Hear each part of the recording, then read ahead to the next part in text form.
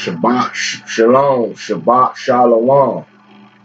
This Zephaniah, Yehoiakim, Yasha'Allah, a.k.a. Yah Mordecai, wise warrior for the Most High, Mighty One, God of Israel. With today's lesson, the original natural order basic cycle of time. Killing Esau's satanic clock system. Day and night, two different cycles. Because what's going on, brothers still believe in 24 hours in a day. Because we was raised up, that's the terminology we use, 24 hours in a day. So that throws off our understanding when it comes to the scriptures. Brothers grab that evening and try to validate what a day really means, what it is, the phases of it, the whole breaking down the science of what a day really is. So, what you need, this is the third installment, the final installment for the summer solstice. It's going to destroy any understanding out there about a day that's false. You need your pen, your paper, your Zonderville. You need attentive ears first. Your paper, your pen, your Bible, your apocrypha, your 1611, your Zonderville Compact Bible Dictionary, another dictionary if you got that, and really absorb this knowledge. Take it, meditate on it. If you are teaching this truth, take this lesson, meditate on it, and do a better job than I did and feed your sheep with it. You know what I mean? If we all equal one man Israel, one man in Israel, brothers gotta get that hating ass spirit up off of them. Everything that get revealed is not gonna come from you, brothers. From what the Most High done showed you. He gonna show one of your brothers something that's gonna come out that you can use. That's why my understanding constantly growing, because my ears not shut off to other brothers. My ears not shut off to them. I can have more understanding than them overall and all that. But they'll bring out something that open my eyes up to another level, to a precept or anything. It's different aspects to it. It's different aspects to it.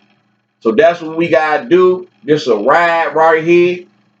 First I want to give all honor and glory to the Most High Yahweh, the God that created the heavens and the earth, the God that you should fear.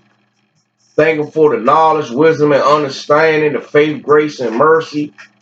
All the blessings thus far. I ain't claiming to be perfect.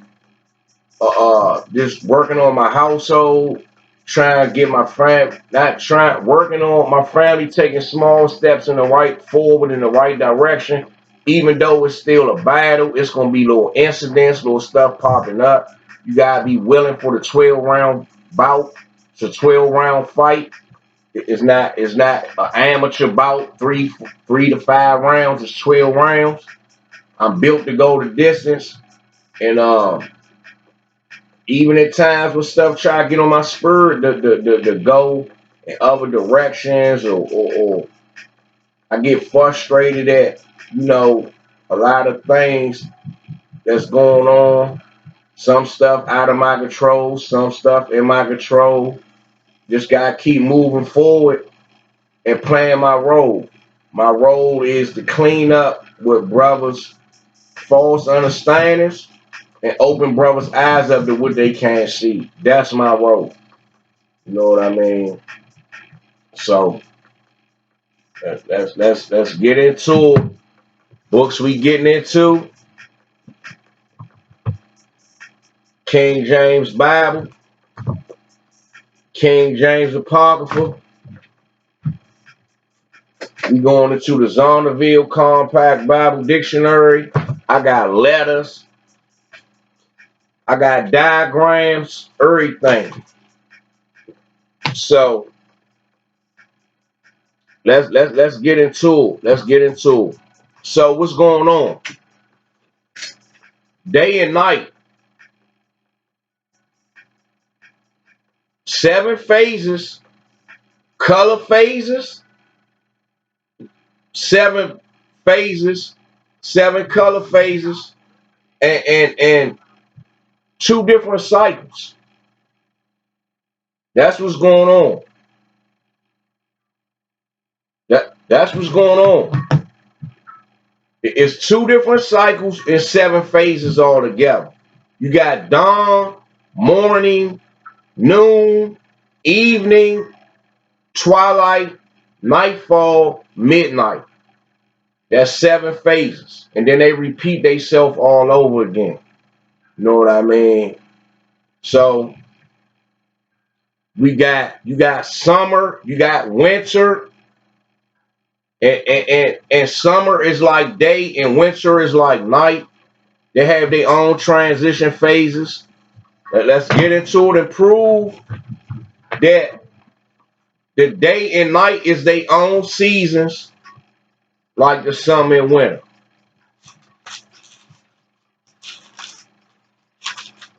And that 24 hours a day is Esau doctrine with no separation of light and darkness. Straight confusion. Straight confusion. We're gonna touch on that. But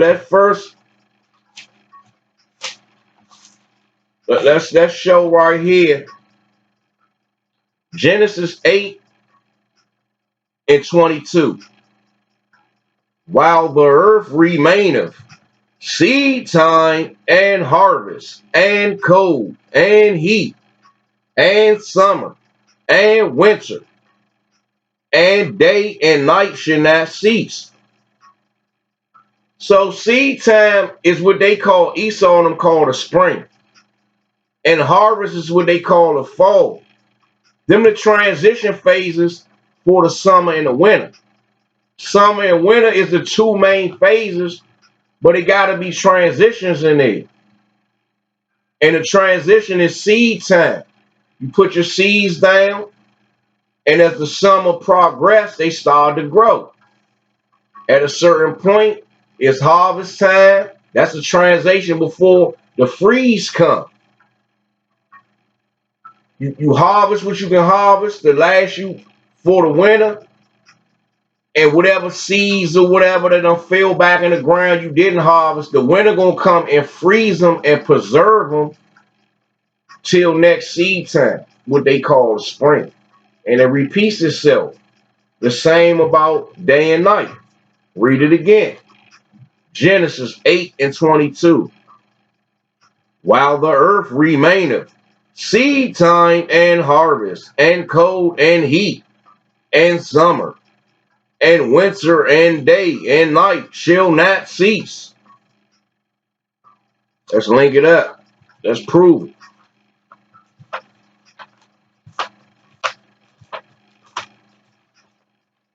Ecclesiasticus chapter 3, chapter 2, verse 22. For what have man of all his labor and vexation of his heart, talking about your mind, wherein he have labored under the sun, the daytime. So it's a season, the daytime, the light, when the light out, it's the time to do your work. That's what it's the season for, the daytime. For what have man of all his labor and of the vexation of his heart, wherein he have labored under the sun. Verse 23. For all his days are sorrows, and his travail grief. Yea, his heart taketh not rest in the night. Read it back. For all his days are sorrows, and his travail grief. Yea, his heart taketh not rest in the night. This is also vanity. So it's a season. The nighttime is for rest, the daytime is for work. So how can brothers talking about 24 hours in a day? Oh, the new day, don't you know the new day start when sundown? After you've been putting in work while the sun up so you can see what you're doing, then when the nighttime comes, it's another day. Nah, no, it's not. It's the nighttime. So let's go to Esther. Let's prove it some more. Let's go further into it.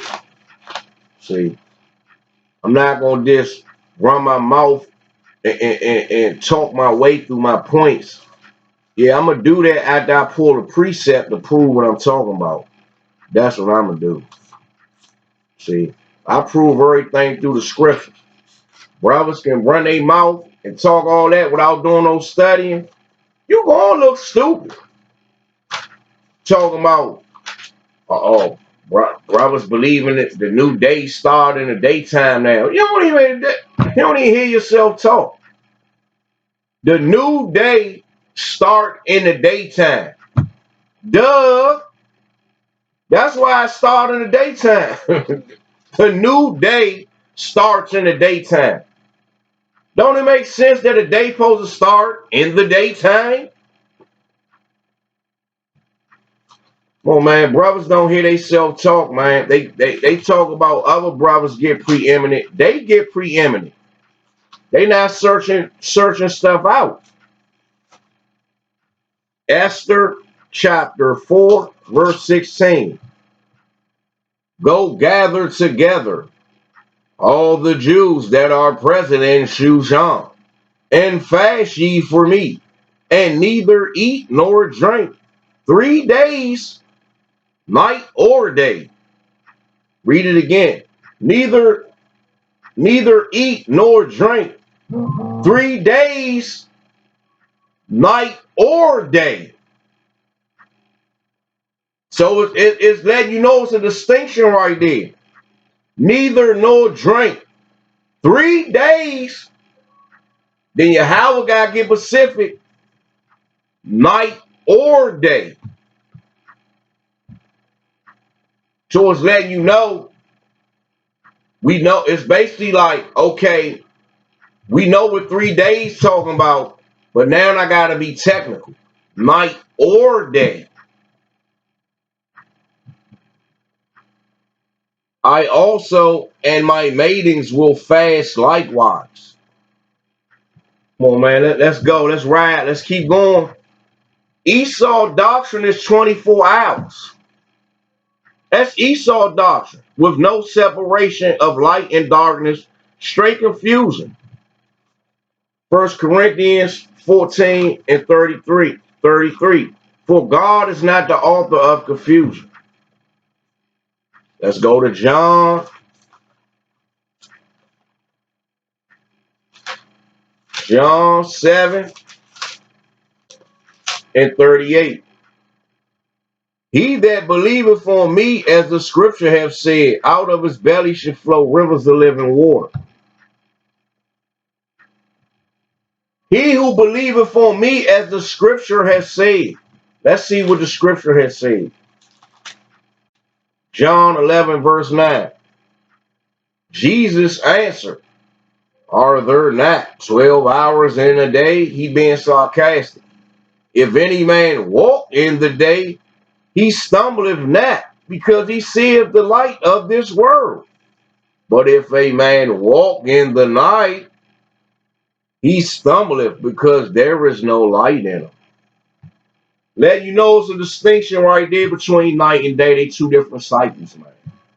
This the ultimate puzzle mystery code book, man. Right here.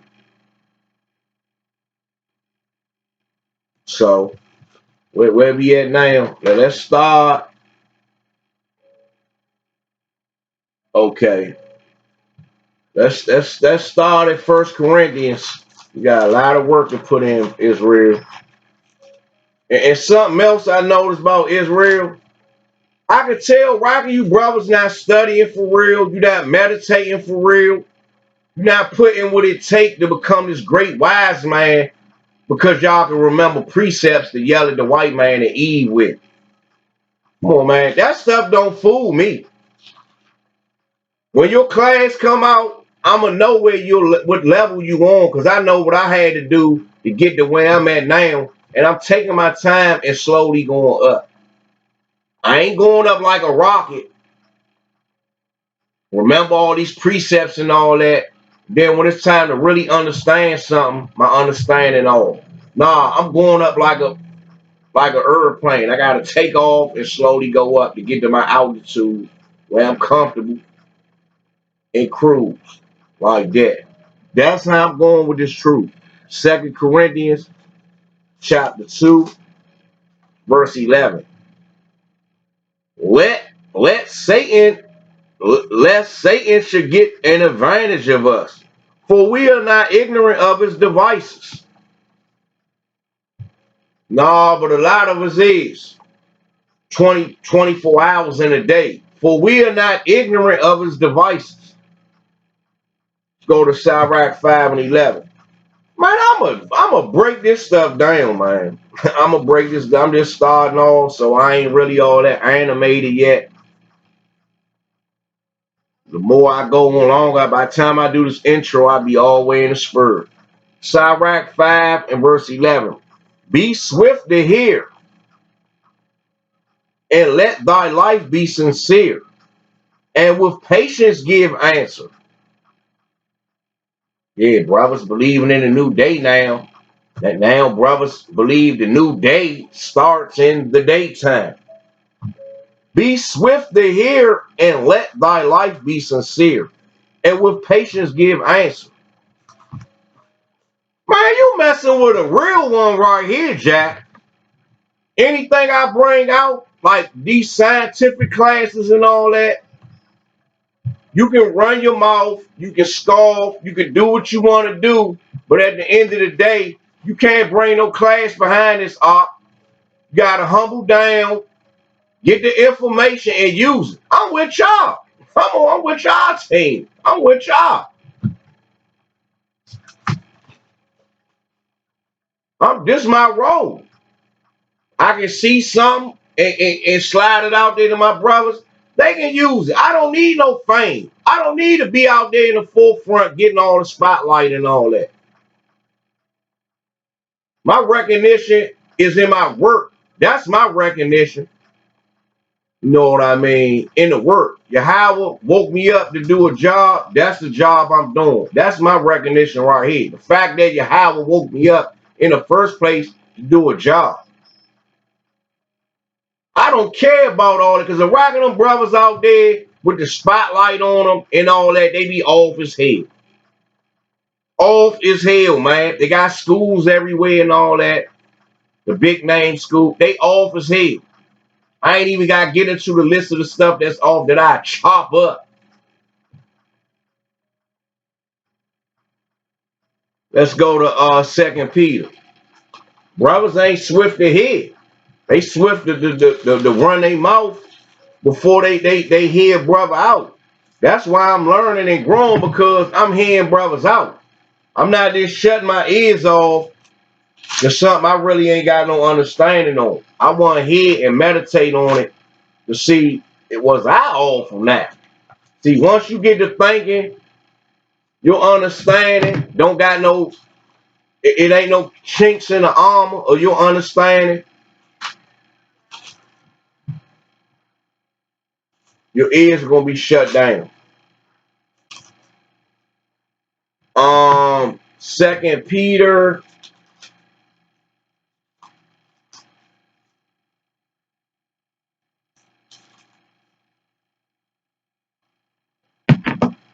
Second Peter 3 and verse 16. As also in all his epistles, speaking in them of these things, and which are some things hard to be understood. Let's go back over here. Why they be hard to be understood? Be swift to hear. Brothers ain't swift to hear. That's why. That was Sirach 5 and 11. Let's go back. As also in all his epistles, speaking in them of these things, in which are some things hard to be understood, which they that are unlearned and unstable rest. Why can you brothers is unlearned in certain fields, especially when it comes to Esau science, but I'm not. And unstable, because you all over the place in your thoughts when you trying to bring something out, or you trying to refute what another brother bringing out. As they do also the other scriptures. So when brothers do that, they got a pattern of doing it in other scriptures too, in other chapters and all that.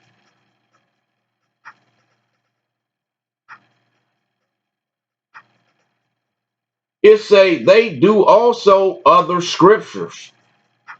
So you make that a pattern of not listening. See, brothers they'll tell other brothers to humble down to what they gotta say, when they discover something. But when another brother brings something out, they don't humble down. That's why they stuck. They understand is stuck where it's at. I don't want my understanding to be stuck no time. I'm steady meditating and growing my understanding. Let's go to 2 Timothy now. This a ride right here. Rock of Israel, y'all got short attention spans. Y'all lack initiative. Y'all don't like to study. But y'all always running y'all mouth, man. I ain't talking about no teachers. I'm talking about regular Israelites now. People that's getting taught. They get taught to a certain point. They act like they ain't got to learn nothing else. Like they got it all. And come on, man. Bracket Israelites just going along for the ride, for the feast days, to put their garments on, to be shalom and shalom and all that, but really don't understand the book. 2 Timothy 2 verse 15. Study to show thyself approved unto God. So I don't care what no Negroes saying out there. Study to show thyself approved unto God. I'm doing this work to please the Most High. A workman that needeth not to be ashamed, rightly dividing the word of truth. I'm not ashamed about what I'm bringing out because I'm rightly dividing the word of truth. I'm 100% confident in this class right here, going to shut everything down and add a new understanding to Israel. If brothers willing to receive it. It don't matter because I ain't going nowhere. I'm going to keep teaching and eventually I'm going to grow. And understandings that I want to get out there, going to get out there. I've been awakened. I've been awakened out of sleep to kill false doctrines, man. To open brothers' eyes up to what they can't see and to kill lies and false understandings of the scriptures. That's my role. Whether you Negroes like it or not, I don't care. Like the Most High told Elijah. Verbally, I got 7,000 prophets off to myself who ain't bowed their knees to Baal. And that was Elijah he was talking to. Like, man, I got men you don't even know about that's assassins putting in work. Same thing, man. Brothers looking for, a lot of people starstruck in this truth. They looking for a big name, flashy school. They not looking to really be taught the true understanding. 2 Timothy 4 and 5. But watch thou in all things, endure afflictions, do the work of an evangelist, make full proof of thy ministry. That's what I'm doing. I'm studying hard, meditating hard, working hard on my classes to make full proof of my ministry.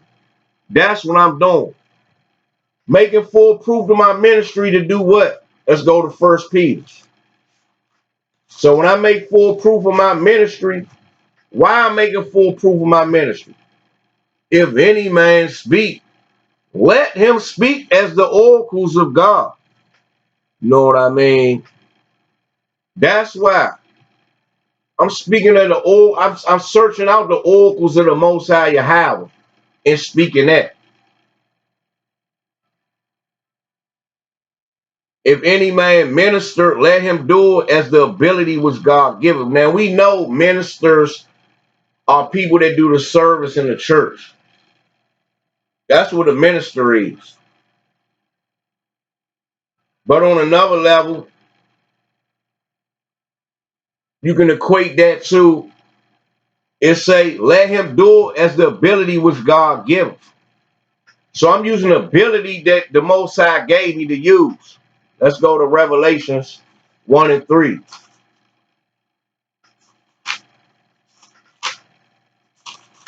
Revelations chapter 1, verse 3. Blessed is he that readeth, and they that hear the words of this prophecy, and keep those things which are written therein, for the time is at hand. Blessed is he that readeth. So I'm speaking the oracles of God because I'm reading. So I've been blessed with the understanding because I'm reading. Let's go to Nehemiah 8 and 8. It say, blessed is he that readeth. Let's see why. Let's see why. How can a man be blessed that readeth? Let's see. Nehemiah chapter 8, verse 8. So they read in the book, in the law of God distinctly, and gave the sense and caused them to understand the reading. So that's why. That's why bless who readeth. That's why. So they read in the book, in the law of God distinctly, and gave the sense and caused them to understand the reading.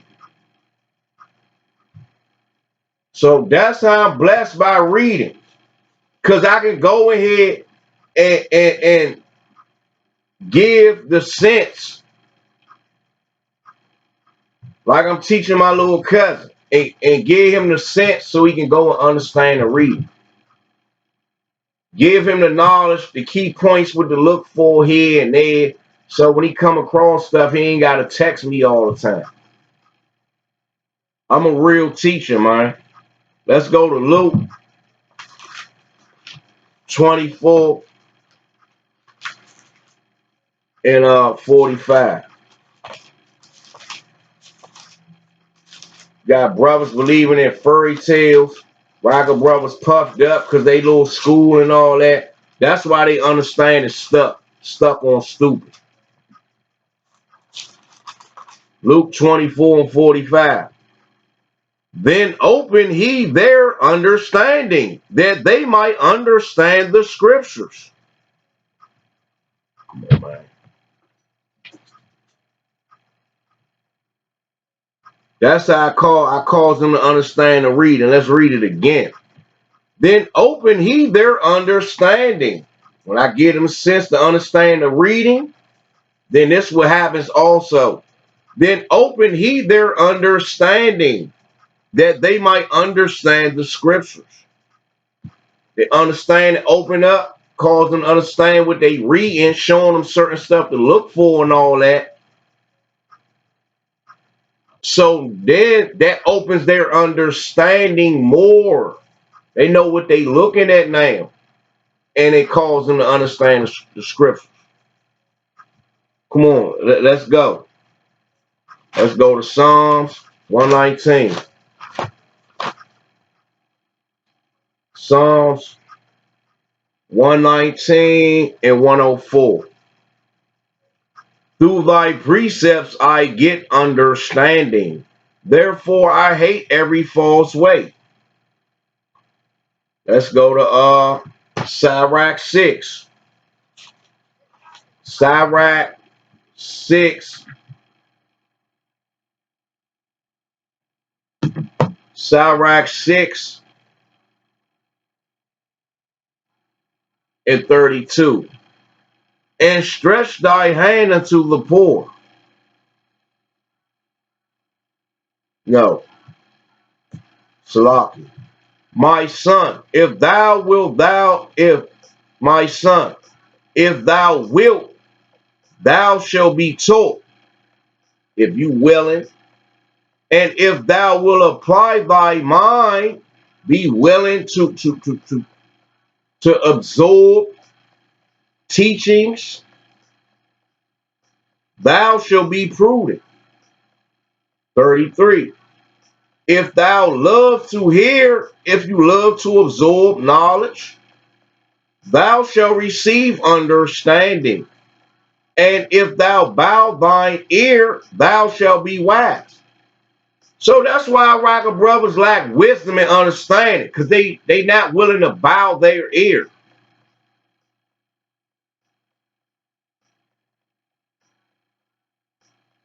Stand in the multitude of elders and cleave unto him that is wise. Willing to learn from brothers you know got more understanding than you. 35. Be willing to hear every godly discourse, and let not the parables of understanding escape thee. That's what the Rocker brothers doing. They letting the parables of understanding escape them, because they already had their mind made up with preconceived notions with certain stuff meant this and that. That when the real understanding come out, their ears shut, so they not gonna receive it. 36. And if thou seest a man of understanding, get thee betimes unto him, and let thy foot wear the steps of his door. Bug that man to death about teaching you, giving you that knowledge he got. That's what it's saying. Every time you turn around, you texting them, you calling them, you asking them questions, you looking for them, you trying to hook up and learn. That's what it's talking about. That's what my little cousin doing to me. 37. Let thy mind be upon the ordinances of the Lord, and meditate continually in his commandments. He shall establish thy heart, thy mind, and give thee wisdom at thy own desire. So that's what he's doing. I'm constantly meditating and searching scriptures out in my free time, and the Most High just revealing and showing me and unlocking my mind to a lot of stuff. Let's see why. It say continually, right? Meditate continually in his commandments. Well, let's see what's meditating continually. Let's see what it is to meditate. Let's see what it is to meditate continually. Let's see. Book of Joshua, chapter 1, verse 8. This book of the law shall not depart out of thy mouth, but thou shalt meditate therein day and night. Nah, we should just meditate 24 hours in a day. Thou shalt meditate therein day and night. Nah, you just gonna meditate from sundown to sundown. You're gonna go through the day, the light phase, and the night and the dark phase. It just it's 20. That's one whole day, 24 hours. Thou shalt meditate day and night, that thou mayest observe to do according to all that is written therein. For then thou shalt make thy way prosperous, and then thou shalt have good success. Let's go to 9. Have not I commanded thee? Be strong and of good courage. That's what it is. I'm being strong, man. I'm not giving up through no hardships in this truth, and of good courage. I got courage to teach what I'm teaching and to stand on it. Be not afraid. Man, I ain't afraid of none of these false doctrines out there or false understandings, man. These so-called teachers, man. They don't get their ass diced, chopped up. Neither be thou dismayed, for the Lord thy God is with thee. whithersoever thou goest. But I'm in deep meditation and all that. Yahweh with me. So I'm not worrying about something a brother bring out that it might sound like it's heavy on the surface. And then when I come across and it's like dust, man. Like dust on my desk right here. I just wipe it off and get to what's really going on underneath. Get to the real surface of it. Let's go to Wisdom of Solomon. So once I done meditated day and night, let's see what happens. Wisdom of Solomon, chapter 7, verse 17. For he hath given me certain knowledge.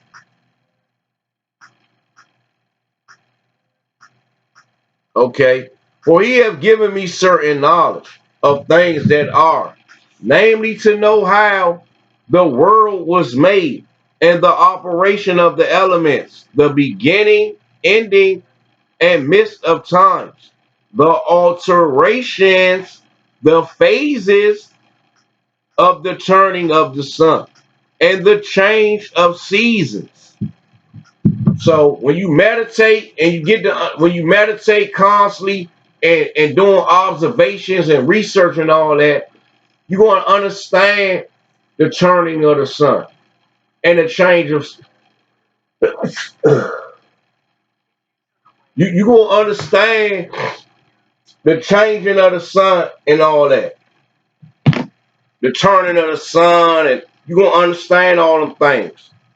You're going to basically understand what's really going on. Because why you got to do all this meditation and studying and research for this right here?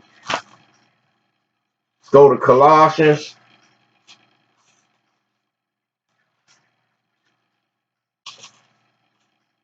Colossians 2 verse 8. Beware lest any man spoil you through philosophy and vain deceit, after the tradition of men, after the rudiments of this world. 24 hours is a day. Day and night, it's all together. It's one thing. You can put it all together, make a ball out of it, shoot it in the hoop, and get 2 points. Let's go to let's be west. Let's touch on what that. Beware what? Lest any man spoil you through philosophy and vain deceit. Let's see what we gotta beware of.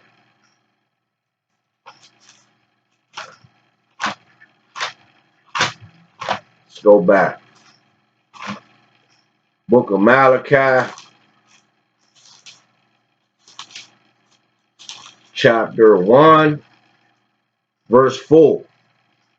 Whereas Edom said, we are impoverished, but we will return and build the desolate places. So they came back into power in the 1400s, and what they've been doing since then?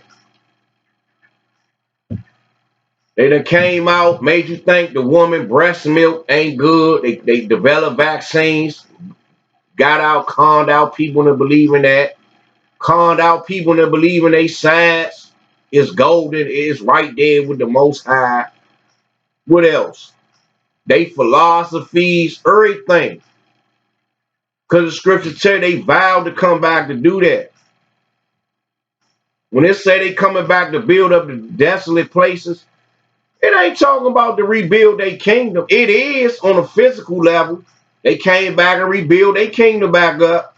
But on a spiritual level, they building cities up, a kingdom up in your mind. A kingdom of falsehood and lies. They done built up in the Israelites' mind, the Negroes, and the descendants of the Negroes. A lot of our people is bugged out and believe everything this devil say, man.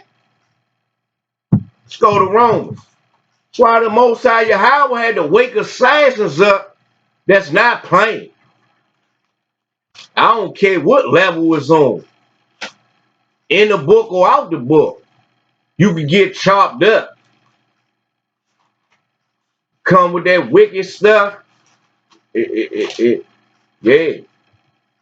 It's whatever with me on any level. If I gotta protect mine, protect my livelihood, my family, or whatever, it ain't even no more to be said. Romans 1:25. Who changed the truth of God into a lie? So that's what they did when they built up the desolate places. They took the truth of the Most High God and changed it into a lie. Or 24 hours in a day. The new day starts at 12 a.m. and they got 24 hours stuck in the Israelites' mind so much, brothers had to come up with the new day started sundown. From sundown to sundown, because that's 24 hours. They couldn't make the difference. They couldn't the referee. What's the word I'm looking for? Uh, Basically put a difference between night and day and get to understand it through the scriptures, because they got 24 hours locked in their mind. Who changed the truth of God into a lie? Come on, man. Let's go. Let's keep going. Let's keep going. Go to Psalms. Psalms 94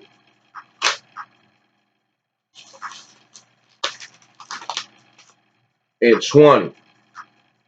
Shall the throne of iniquity have fellowship with thee, which frame of mischief by law? The new day started 12 a.m. Who frameth mischief by law? It's 24 hours in a day. Who frameth mischief by law? Shall the throne of iniquity have fellowship with thee? Let's keep going. Let's see why. Let's see if the throne of iniquity is going to have fellowship with thee. The throne of the devil.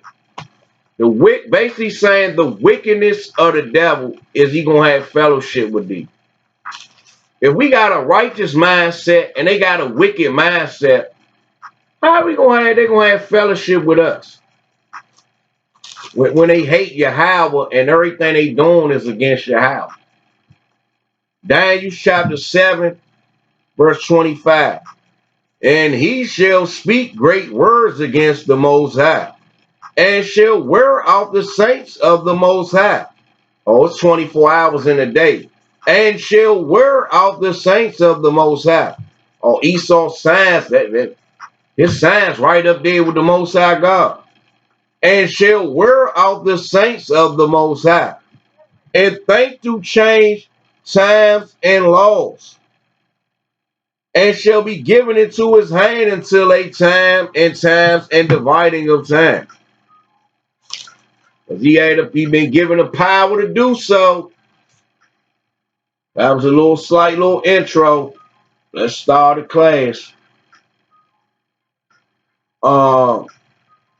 Original, natural, basic order of time. Killing Esau's satanic clock system. Night and day, 2 different cycles. It's episode 3. All right, so now we about to go into the beast system.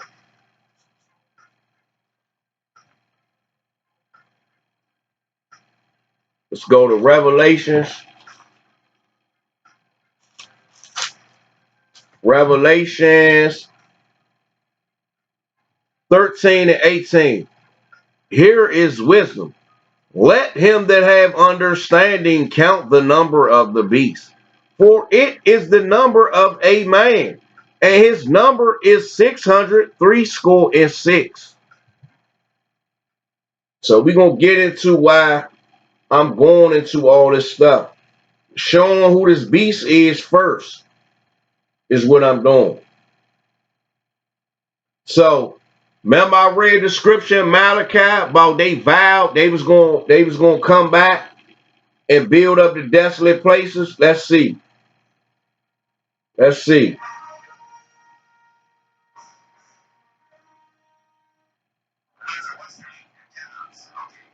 Let's see. 10 seconds now. 10 seconds. Rushing. 0, 5. Let's see. 3, 2, 1. Looks good. There's the run. Yes, arm switch is on. Okay, Victor. Landing rocket arm switch is on. Here comes the throttle. Chevy breakers in. We have separation. Inboard and outboard are on. Coming forward with the side stick. Looks good. I got a blowout. Neighbor 3. Get your pitch to 0. Engine can't hold altitude. Virgin alcohol is off. Collected emergency. Flight call. I can't hold it. She's breaking up. She's breaking.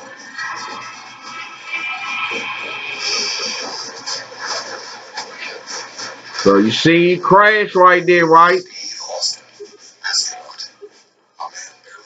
This symbolic.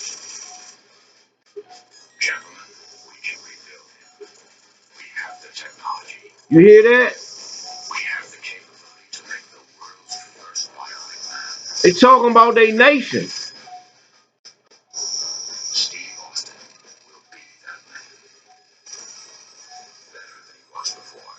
You hear that?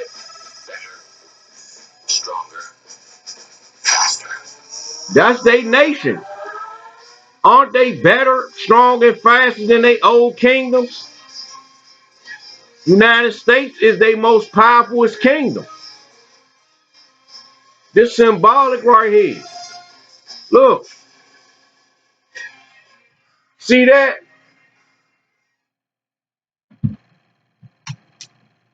Tell him. Let's read it again. Let's go to you heard what he said? They gonna rebuild, they gonna come back bigger, stronger, and faster. Let's get the scriptures, back it up. Malachi chapter 1, verse 4. Whereas Edom said, we are impoverished, but we will return and build the desolate places. You hear that? Let's see how they gonna do it. How they gonna do it? If the Most High controlling everything, they vowed, they said, yeah, they gonna do it. But let's see how they actually got to do it. Daniel chapter 7, verse 25. And he shall speak great words against the Most High. Didn't they just say that in the video? They're going to come back strong. We got the technology. We can rebuild up. They talk about their kingdom. They ain't talking about no robotic, man. Against the Most High. And shall wear out the saints of the Most High. And think to change times and laws. And they shall be given into his hand until a time and times and divided the time. I ain't even got to get that scripture. Job 9:24. The earth is given into the hands of the wicked. Come on, I got more videos to prove this beast, man. That's what we doing right now.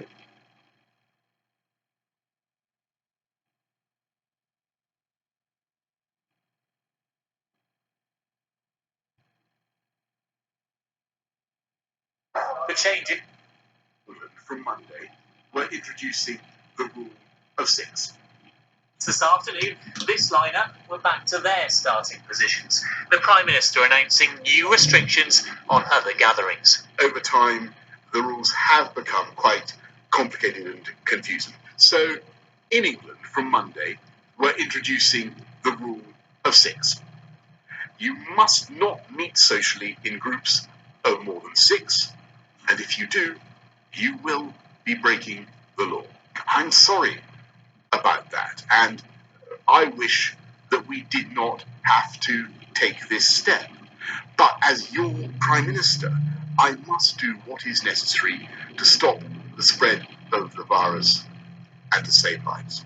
So from Monday, all social gatherings in England will be limited to 6 people. That's both indoors and outdoors, including parks, pubs, restaurants and homes, with exceptions including schools, work, some team sports, weddings and funerals. Police can arrest you if you break the rules with a £100 fine, rising to as much as £3,200 if you keep offending.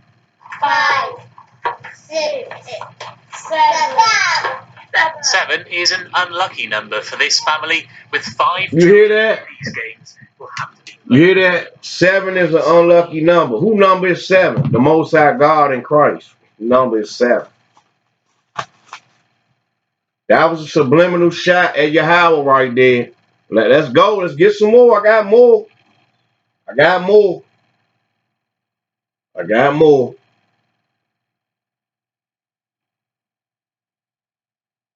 Got more. Let's keep going. Proving who these this 6.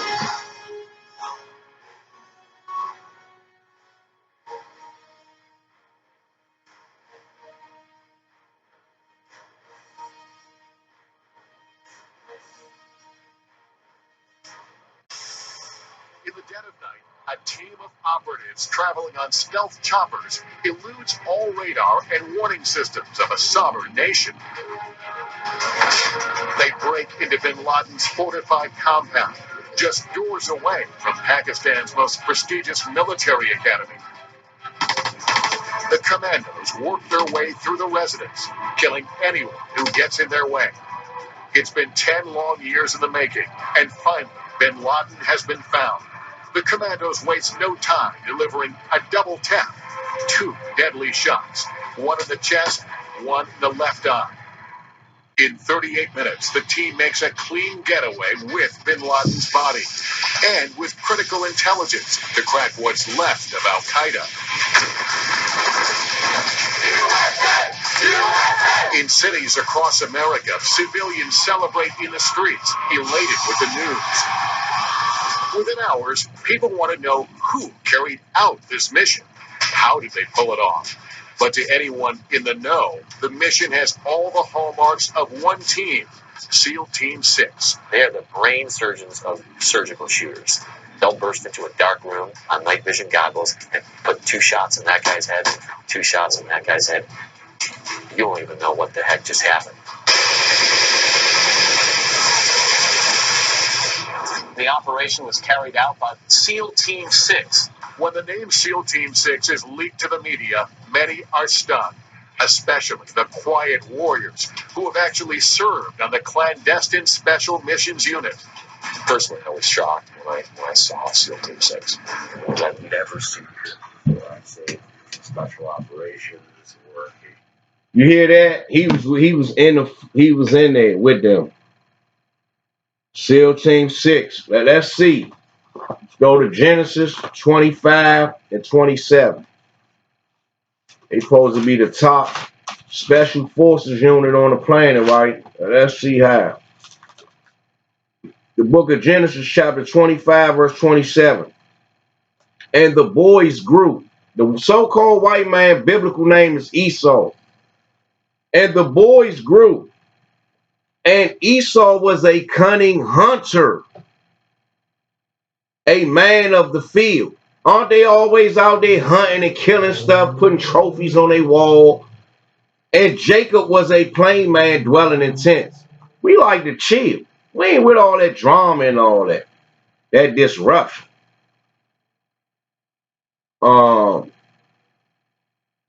Let's go. Got more. I got more. Now we going into My administration is reclaiming America's heritage as the world's greatest spacefaring nation. The essence of the American character is to explore new horizons and to tame new frontiers. But our destiny beyond the earth is not only a matter of national identity, but a matter of national security. So important for our military. So important. And people don't talk about it. When it comes to defending America, it is not enough to merely have an American presence in space. We must have American dominance in space. So important. Very importantly, I'm hereby directing throwing up the the 666 Department for of them. Defense and Pentagon to immediately begin the process necessary to establish a Space Force as the 6th branch of the armed forces. That's a big statement. We are going to have the Air Force and we are going to have the Space Force, separate but equal. It is going to be something. So, You hear that? General Dunford, as the sixth branch of the Army, to establish a Space Force as the sixth branch of the armed forces. Come on, That's man. a big mistake. Let's go. I got more. Let's go. Let's go.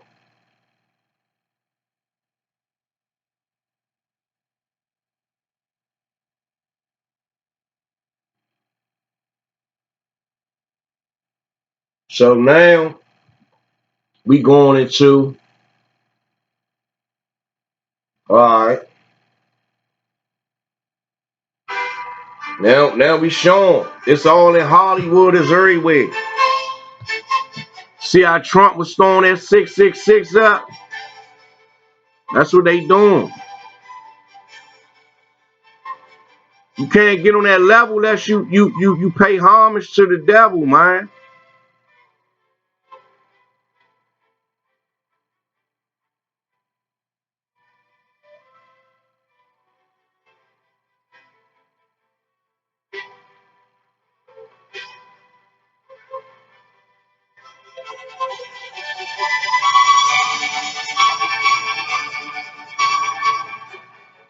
Yo, politicians use it.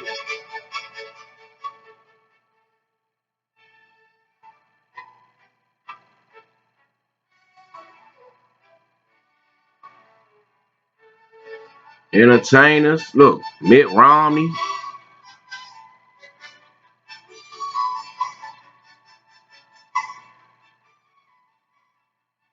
Look, George Bush Sr., Bill Clinton. Look, Drake. Look, Oprah.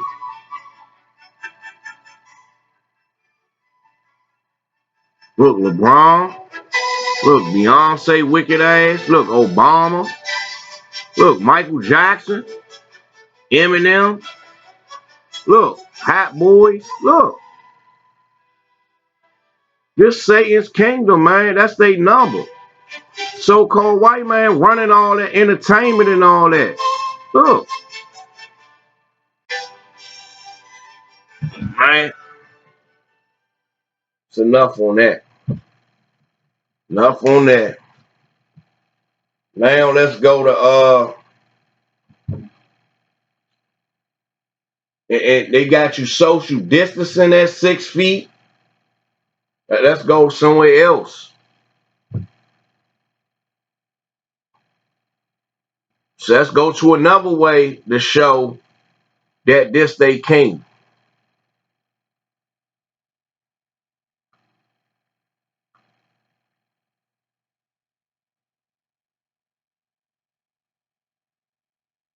It say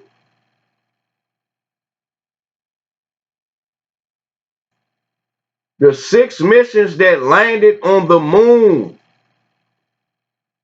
The six missions that landed on the moon. They lie to you and spells the sixes too. Look.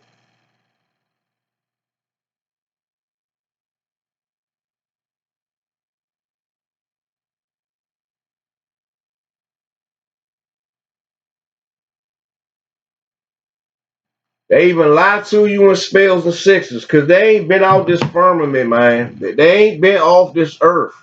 You can't. All right.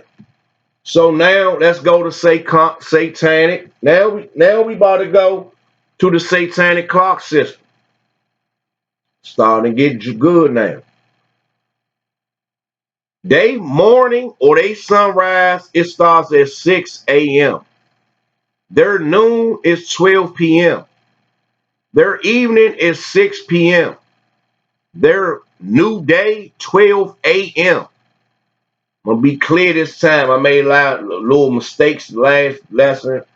I'm being clear now. So if I ever misspeak throughout this class, you can come in the beginning where I'm clear on everything. Okay. So 6 a.m. to 12 p.m., that's 666. And then 6 p.m. to 12 a.m., that's 666 again. So they giving you 666 on a 24-hour scale and telling you it's all together. That's confusing too. Let's go to what I had. Oh, the clocks, satanic clock.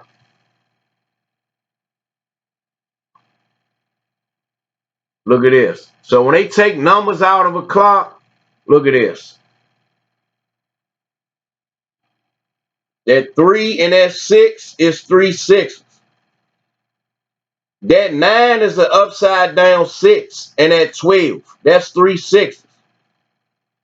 The 3 and the 6, that's 3 6s. And then that 9, which is an upside down 6, and that 12 is 3 6s.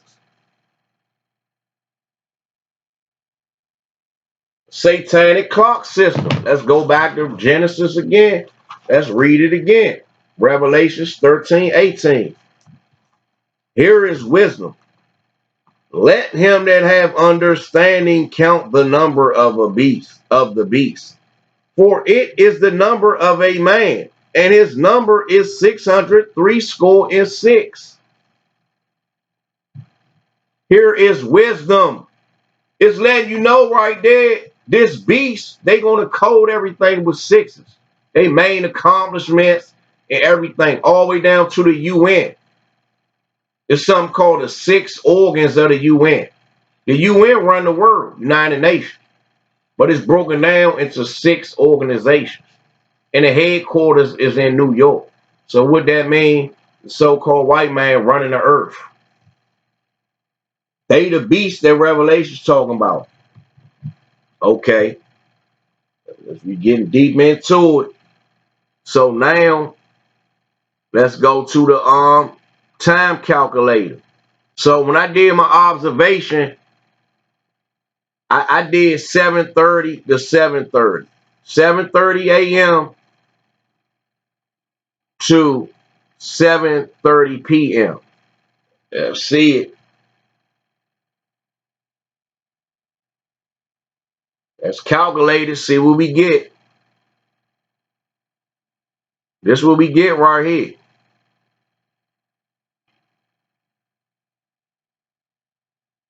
12 hours.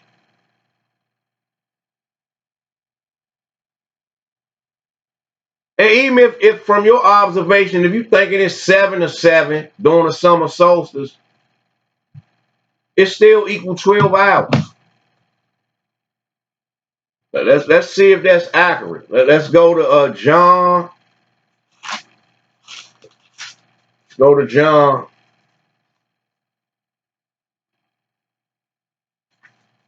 Let's go to Book of John, chapter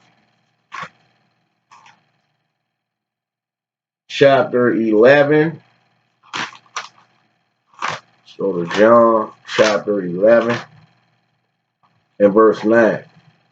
Are there not 12 hours in the day? If any man walk in the day, he stumbleth not, because he seeth the light of this world. Verse 10. But if a man walk in the night, he stumbleth, because there is no light in him. So it's letting you know right there, the daytime is when the sun is out. And the nighttime is when the sun not out. It's a parable. A parable is an illustrated story, giving you a message. So it's saying if a man walk in the day, and if a man walk in the night. So it says if you walk in the day, you're going to be able to see. But if you walk in the night, you not. So that means they two different things. So it's a distinction again. That means the daytime can't possibly start when the sun go down. Let's get more. I got more. I got a whole lot. This class right here. I'm going to destroy Esau fake understanding of a day and Israelites misunderstanding of a day. Because you got some Israelites that say evening to evening and some say morning to morning. Overall, all Israel got 24 hours stuck in their mind. They got 24 hours stuck in their mind. And I think I seen the deacon from IUIC. He was breaking it down one time, but I wasn't ready to really meditate and diving in that. So I vaguely heard him, but I remember him going through certain phases about night and day. Let's go to 2 Corinthians chapter 6, verse 14. Be ye not unequally yoked together with unbelievers. For what fellowship have righteousness with unrighteousness? And what communion have light with darkness? Be unequally yoked, not unequally yoked together with non-believers. Verse 15. And what concord have Christ with Baal?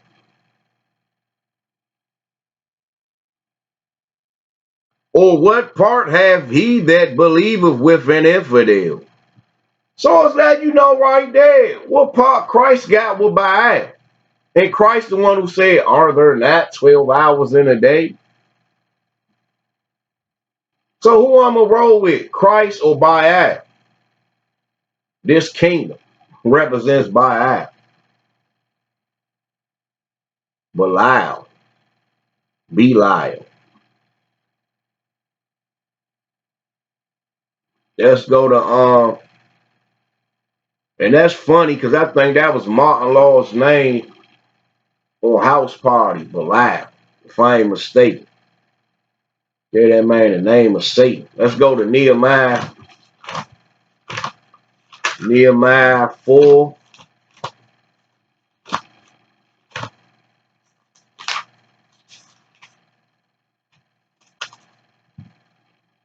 and 21. So we labored in the work, and half of them held the spears from the rising of the morning till the stars appeared. So it's telling you right here. So we labored in the work, and half of them held their spears from the rising of the morning. During the day, but it's literally talking about the dawning. For when the sun is rising up, the morning doesn't technically start until the sun gets to its first position up in the sky. We're going to get to all that. Of the morning till the stars appear. It's letting you know it's two transition phases. The stars appear at twilight. Do you wait till it's nightfall, it's actually dark out there, pitch black dark, to wind down? It's a transition phase so you can wind down and prepare for the rest cycle. Is the twilight. Let's go to verse 22. Likewise, at the same time said I unto the people, let everyone with his servant lodge within Jerusalem, that in the night they may be a guard to us. Why? Because people resting. And labor on the day. Do some work. Let's go to now let's get proof on a work week. When the first, let's go to the first work week, man. Let's get the first work week. Let's see. That's how I can tell brothers not really reading for real, man, and meditating, man. Let's go to Genesis chapter 1, verse 5. And God called the light day, and the darkness he called night, and the evening and the morning were the first day. It don't say, and the evening to the morning. It don't say that. It don't say that.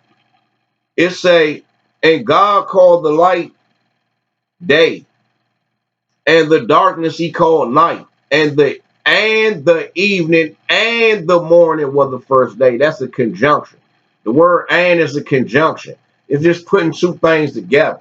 That don't mean it's the order it's in. And it don't make sense to think a day is from evening to morning. So it can't be saying that. Because that ain't going to equal the 24 hours brothers believe in. And right here it say, and God called the light day and the darkness he called night. So the day not going to start at the evening anyway again. Because after evening, it goes into the twilight phase, then nightfall. So it's not telling you the day started evening on that aspect either. It's not telling you it don't start right there again. Let's keep going. Let's go to where was it?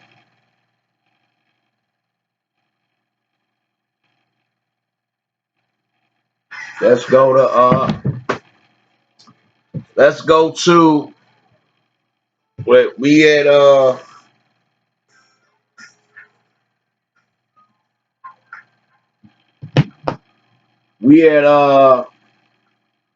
where we at? Let's go to verse 8. And God called the firmament heaven, and the evening and the morning were the second day. So let me put another jewel out there. In Hebrew, we read from right to left. But see, we get caught up in English, and it's the evening and the morning, but it don't say evening to morning. But when you read it from right to left, morning to evening, you go through your morning, your noon, your evening. That's your day right there. So it say evening and the morning. But when you look at it from right to left, that's the real understanding. Were the second day. Ain't nothing about nightfall up in there. Let's keep going. Verse 13. And the evening and the morning were the third day. We going through a work week all the way in the first book of the Bible. Let's go to 19. And the evening and the morning were the fourth day. Let's go to 23. And the evening and the morning were the fifth day. Let's go to 26.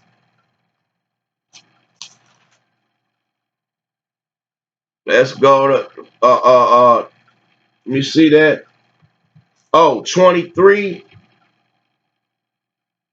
Even with the fifth day. And God said, let the earth bring forth living creatures after its kind, cattle and creeping things, and the beasts of the earth after this kind. And it was so. And God made the beasts of the earth after his kind, and the cattle after their kind, and everything that creepeth upon the earth after his kind. And God saw that it was good. 26. And God said, let us make man in our image and after our likeness. Let's go. Let's go and see when did man actually got created. Genesis chapter 5 verse 1. This is the book of the generations of Adam.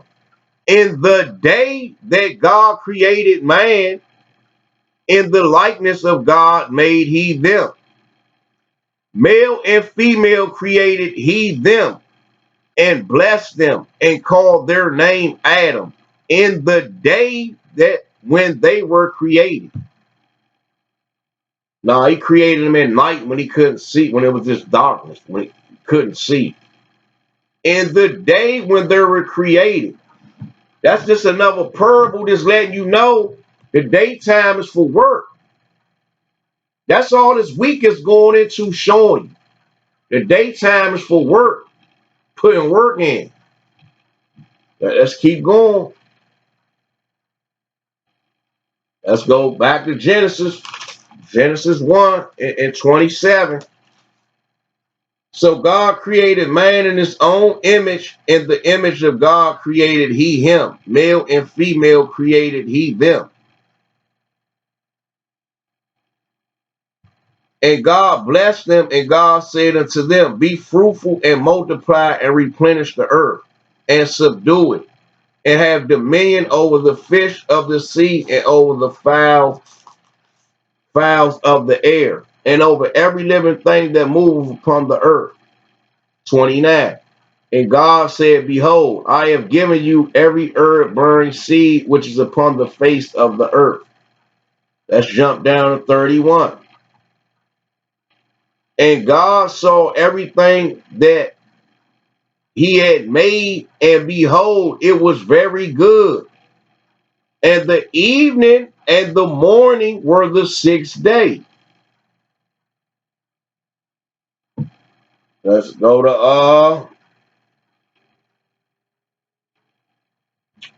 to Genesis chapter 2.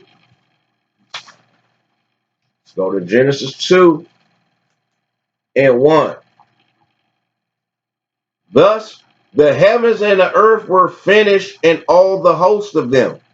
And on the seventh day God ended his work which he had made, and he rested on the seventh day from all his work which he had made. And God blessed the seventh day and sanctified it, because that in it he had rested from all his work which God created and made. So why I don't say and the morning and evening and morning was the seventh day? Know why I don't say that? This why I don't say that. Let's get the right understanding on why I don't say that. Leviticus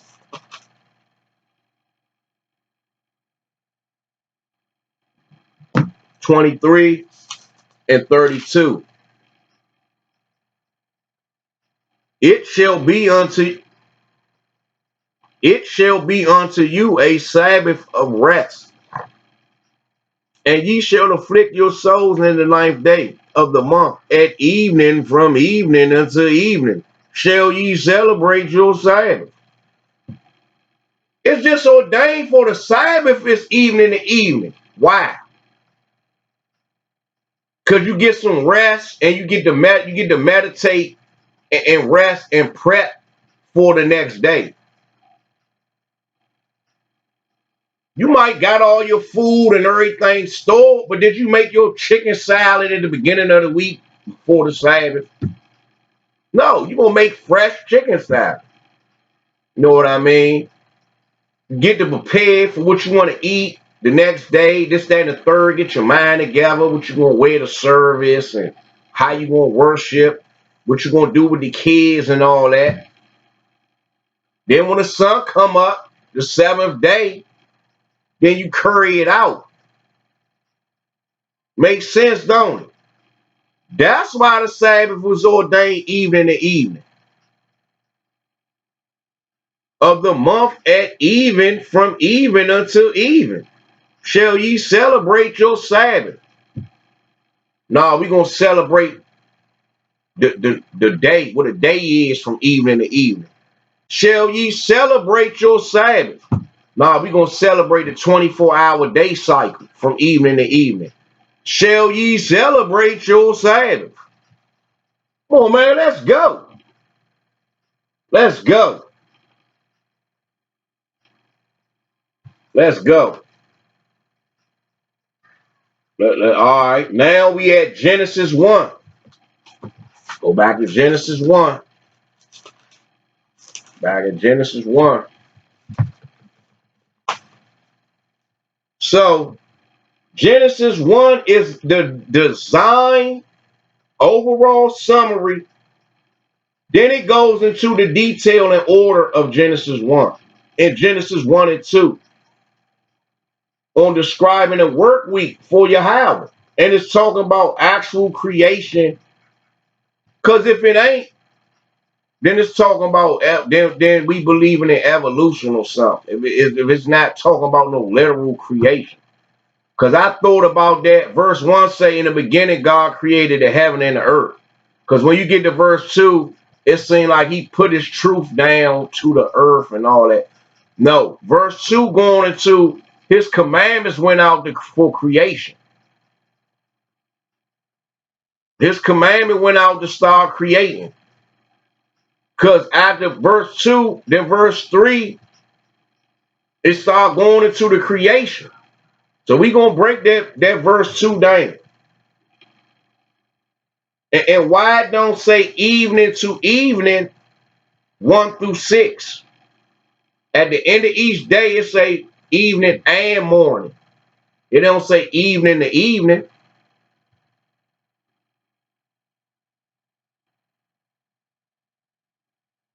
Right. It says evening and morning, not evening to morning. And it's strategic. Let's see how strategic it is. And God called the light day, and the darkness he called night. And the evening and the morning were the first day. So let's read it from right to left. Morning, evening, night. When you read it from right to left, it's morning, then the evening, and then night. That's the order. It go from the morning, past noon to evening, past the twilight to night. This book is a strategic book, man. It's a war manual, man. Let's go. Let's get some more on it.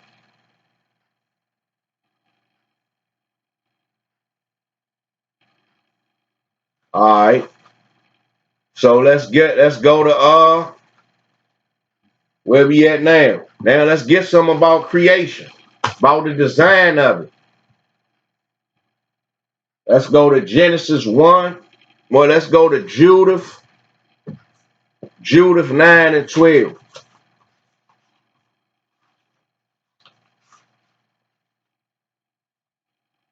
Judith chapter 9, verse 12. I pray thee, O God of my father, and God of the inheritance of Israel, Lord of the heavens and earth, creator of the waters, King of every creature, hear thou my prayer. So just showing you how it is summaries about the creation. Let's go to Romans. Let's go to Romans.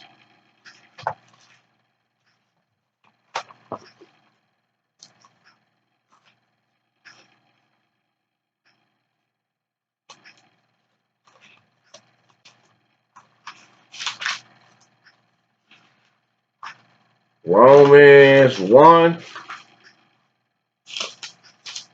and 20. For the invisible things of him from the creation of the world are clearly seen. You can't see molecules and atoms and all that, but we can see what it makes, what comes out of these smaller, these non-visible particles, being understood by the things that are made.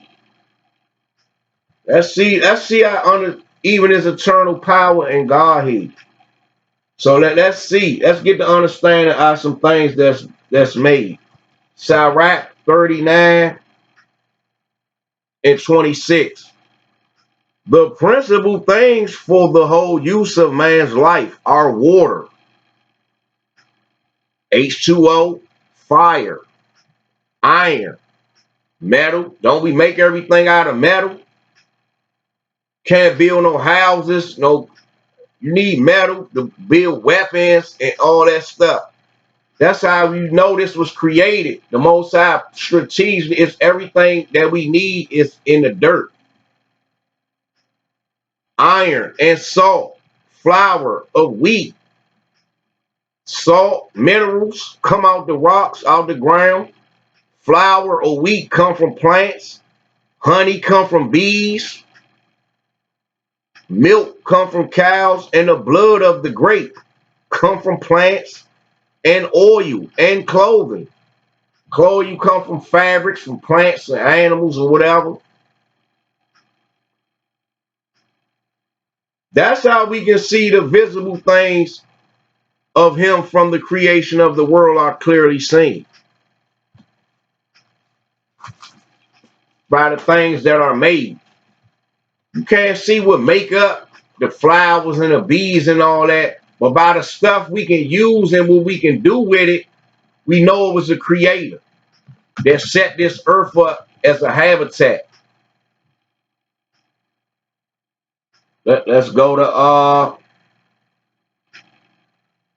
to Isaiah 40 and 12.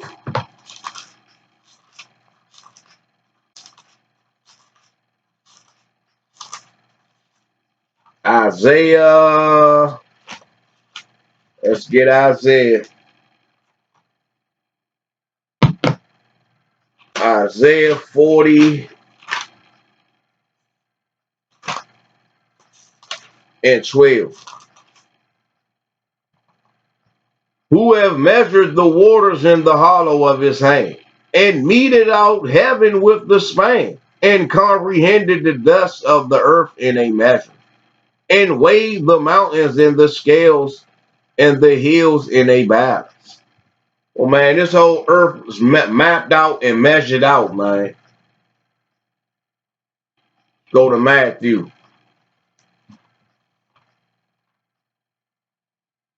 Matthew 7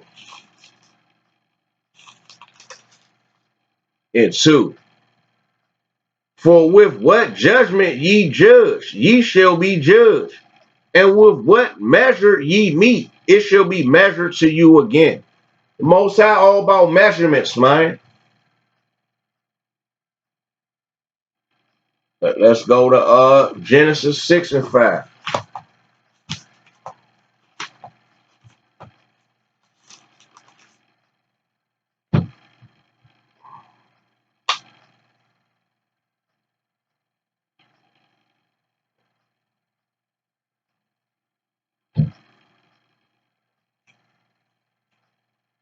Genesis chapter 6, verse 15. And this is the fashion which thou shalt make it. Of the length of the ark shall be 300 cubits, the breadth of it 50 cubits, and the height of it 30 cubits. This showing you how the Most High, this creation is about measurements, man. Let's go to Job 38. We living in a creative system. Job 38, 1 through 6. Then the Lord answered Job out of the whirlwind and said, who is this that darkeneth counsel by words without knowledge? Gird up now thy loins like a man, for I will demand of thee, and answer thou me. Verse 4. Where was thou when I laid the foundations of the earth? Declare if thou hast understanding. Who have laid the measures thereof, if thou knowest? Or who have stretched the line upon it? Verse 6. Whereupon are the foundations thereof fasting? Or who laid the cornerstone thereof?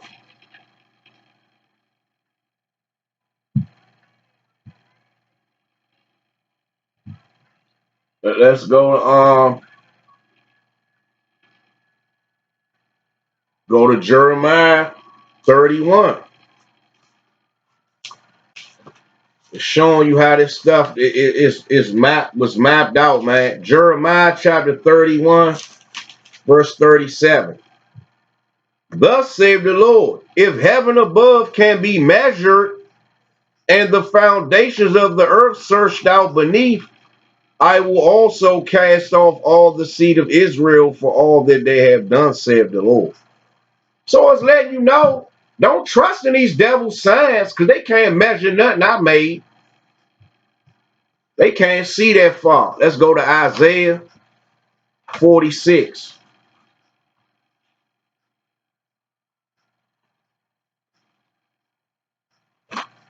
Don't trust in they measurements, man. They measurements of time, what they saying and all this and that. Isaiah 46 and 10. declaring the end from the beginning, and from ancient times the things that are not yet done, saying, my counsel shall stand, and I will do all my pleasure.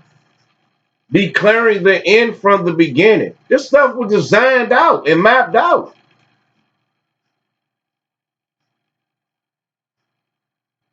Let's see how much. Acts 17-26, that's the spur right on it. And have made of one blood all nations of men for to dwell on the face of the earth, and have determined the times before appointed and the bounds of their habitation. When you on a basketball court, when you go past that line, what that mean? You stepped out of bounds. You got to play within them lines. So Yahweh telling you right here, and appointed and the bounds of their habitation. How far man was going to be able to go? Let's go back to Isaiah. Go back to Isaiah.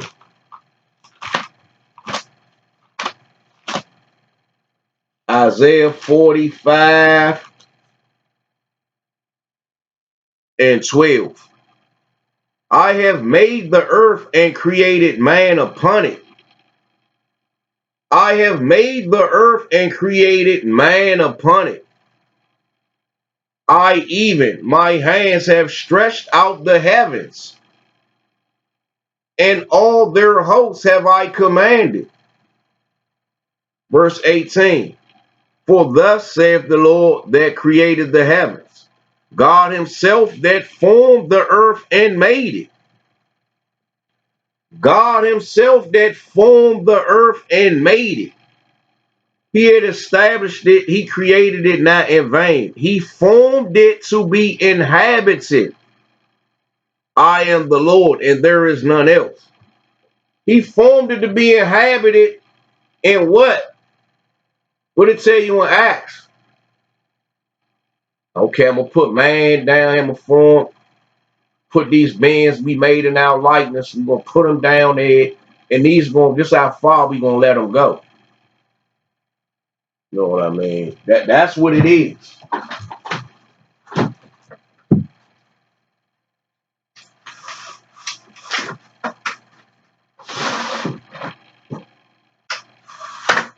It's a lot here. Yeah, that's what it is. All right, now let's tackle this Genesis. Tackle this Genesis 1 and 2.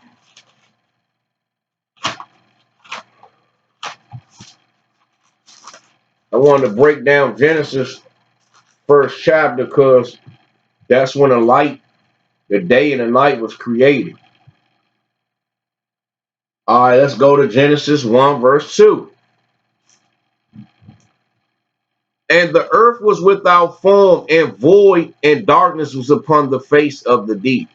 And the Spirit of God moved upon the face of the waters. So like I said, brothers, read verse 1.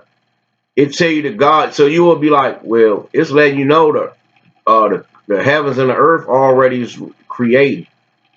And then verse 2 is saying, oh, he sent his commandments and all that stuff down to men. I thought that at one time, but when I had to meditate on all of it, no, verse 1 is just a summary of the overall, about his design and overall creation.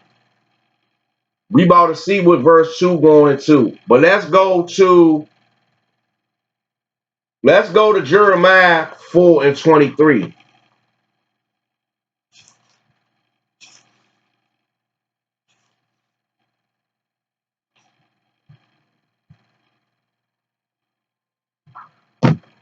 Jeremiah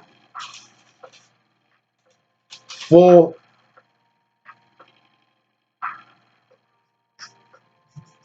Jeremiah 4:23. I beheld the earth, and lo, it was without form and void, and the heavens, and they had no light. So is Jeremiah talking about the beginning? Jeremiah wasn't there.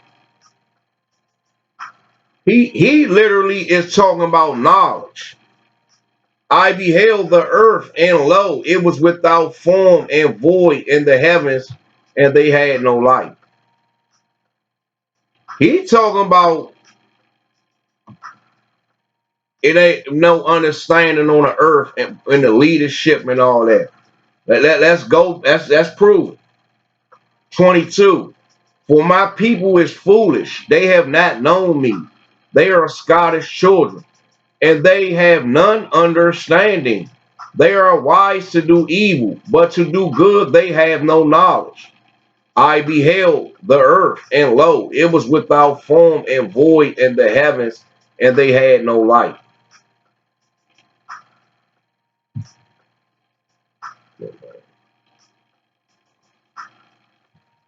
Let's get into it. Let's go back to Genesis 1 and 2 again. We're going to break this down this time. And the earth was without form and void, and the darkness was upon the face of the deep. So let's see what this deep talking about. So on the surface, it seemed like it's talking about it was dark on the earth before the sun was created and all that. And darkness was upon the face of the deep, talking about the ocean. But it's not. It's talking about the deep knowledge of creation of Yahweh. Let's prove it. Let's go to Matthew. Let's go to Matthew. Matthew 13 and 47. Again, the kingdom of heaven is like unto a net that is cast into the sea and gathered of every kind. Let's go back over here. And the earth was without form and void, and darkness was upon the face of the deep. Kingdom of heaven is the knowledge of the Most High God. Why it says compared to a net. So you can go deep down in the ocean and teach people, give people understanding. You need a net to go down deep, man, to catch fish. Upon the face of the deep. The face of the deep is Yahweh. He the face of the deep. What they say in the world, who the face of that franchise? Who the face of that business right there? Oh, he the face of Nike this year. Yahweh is the face of the deep. Let's get some more on it. That's why you need a net. That's why I say the kingdom of heaven is like a net. Because it can go down deep into the knowledge. Let's go to let's prove it. Let's go to Psalms. Let's go to Psalms.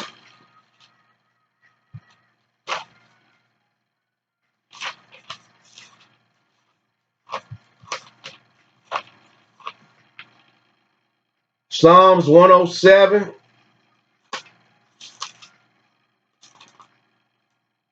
and 15.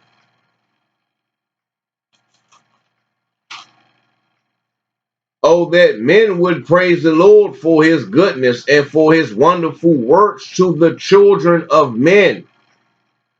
For he hath broken the gates of brass and cut the bars of iron asunder.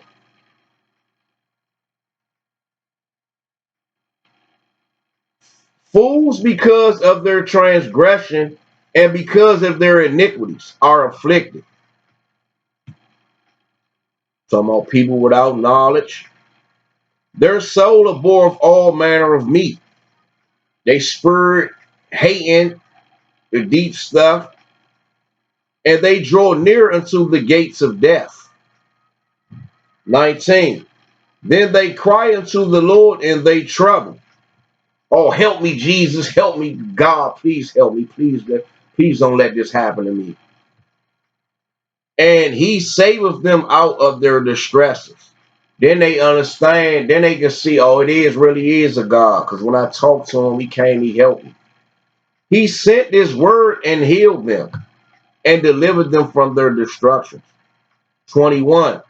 Oh, that men would praise the Lord for his goodness and for his wonderful works of the children of men. 22.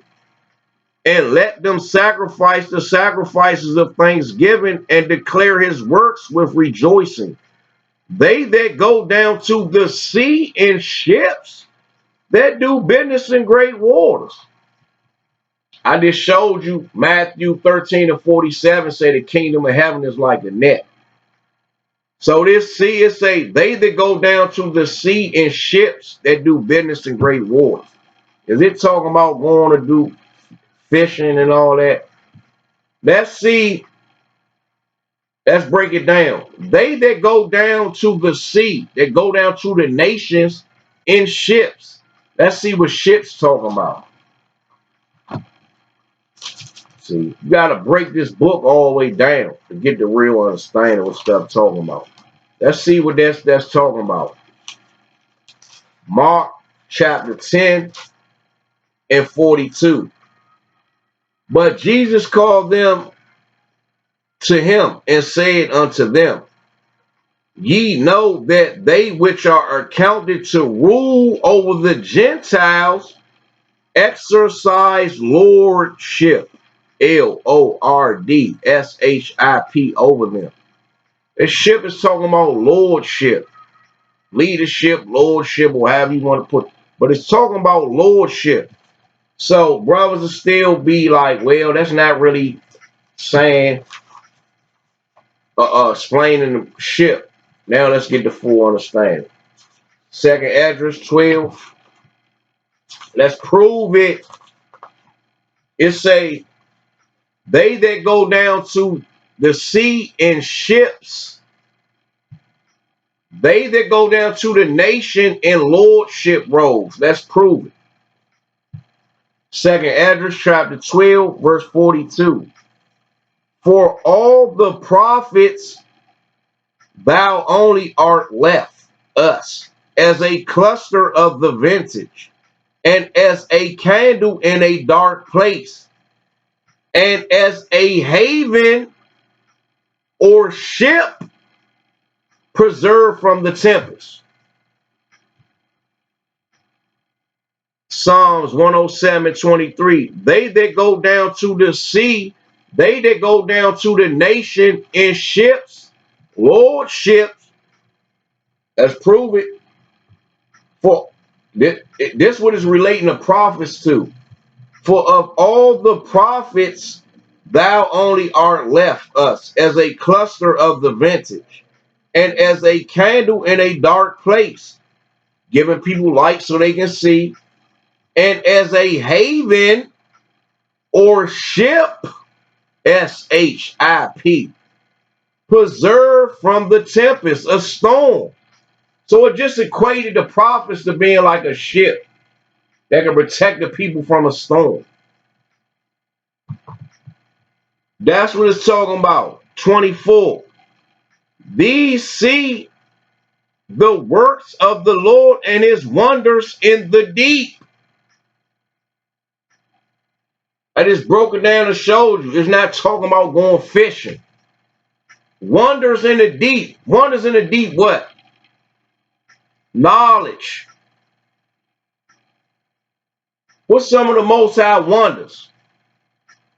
The knowledge to build this earth. The knowledge to build the heavens, the stars, the sun, moon, and stars. How he created man. How he created all the animals. How he created the vegetation. Everything that we can see clearly was strategically, it was put down. He put everything down here for us to use. As we get knowledge, we find stuff that we can use. We find out that the book ain't lying about everything was put down here for us to use. You could just see. Let's go to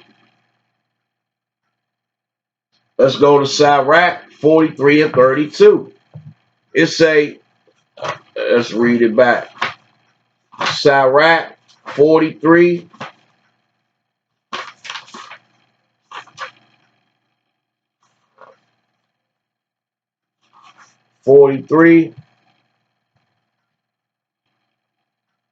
and 32.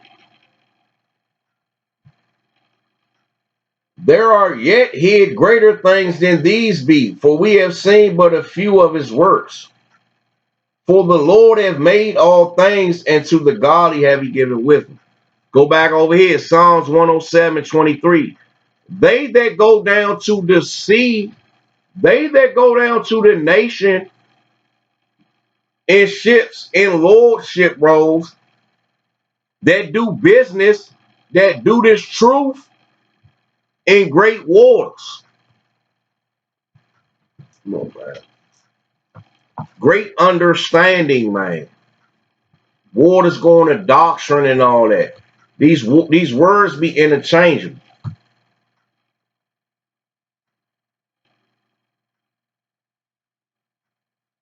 These see the works of the Lord these see the works of the Lord. So if I do business in great waters, when I say great and great knowledge, these see the works of the Lord. Then I can see the works of the Lord and his wonders in the deep, his wonders of the deep knowledge and all that. Because we doing business. That business is going into work. You putting work in, studying, meditating, and searching this truth out. And stuff is being revealed to you. Most I said we ain't seen but a few of his works. So let's prove they that do business in great waters. Let's see what these waters talking about. Let's go to Genesis. Let's go back again. Let's go back again. Genesis chapter 1 verse 2. And the earth was without form and void, and darkness was upon the face of the deep. And the Spirit of God moved upon the face of the waters. Let's see what's the face of the waters. Revelations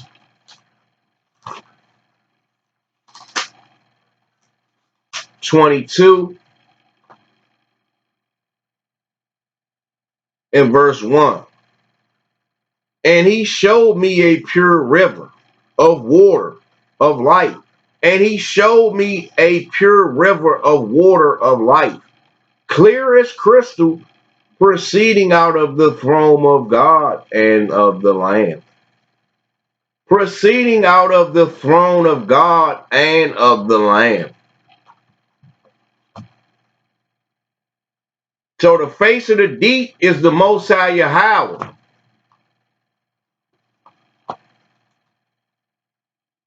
And the face of the waters is Christ. We about to see it. It said the face, it said a pure river of water of life, clear as crystal, proceeding out of the throne of God and of the Lamb. Who is the Lamb? Christ. That's proven. 2 Corinthians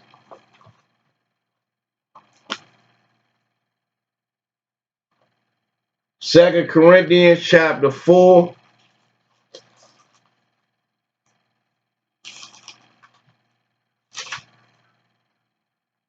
4 verse 6.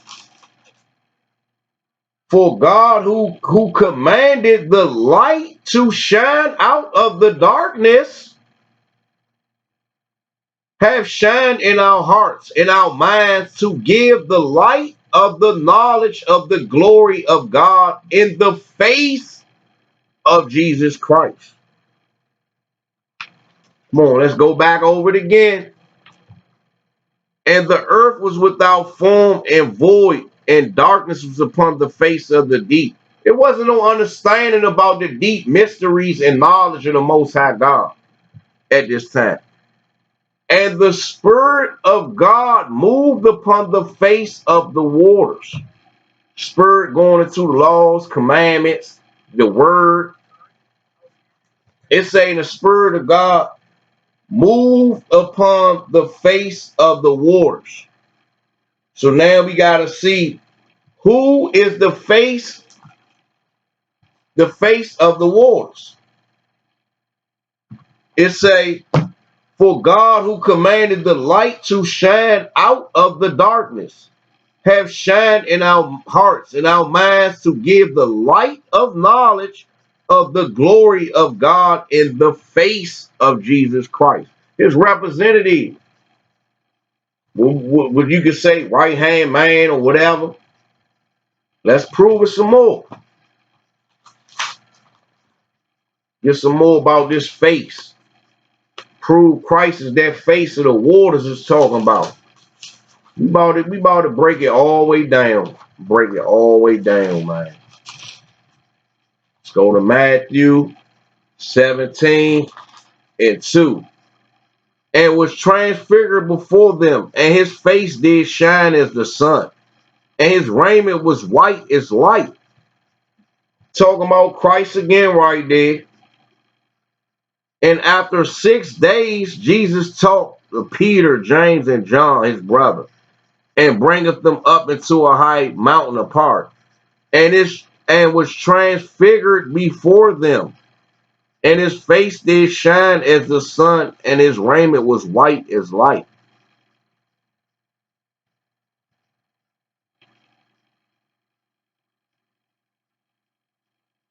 Let's go to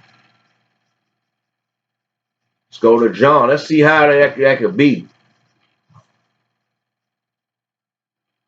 Let's go to John. John chapter 1.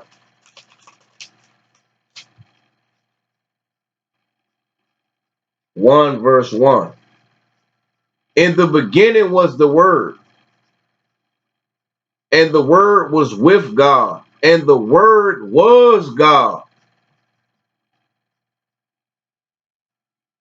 Let's get some more on it. Let's prove Christ, that water, that Christ was up there in the beginning. It was in the beginning, man. What you have? Verse 2 in Genesis talking about his commandments to start creating went out. His spirit moved upon the face of the waters. His word went to the face of the waters.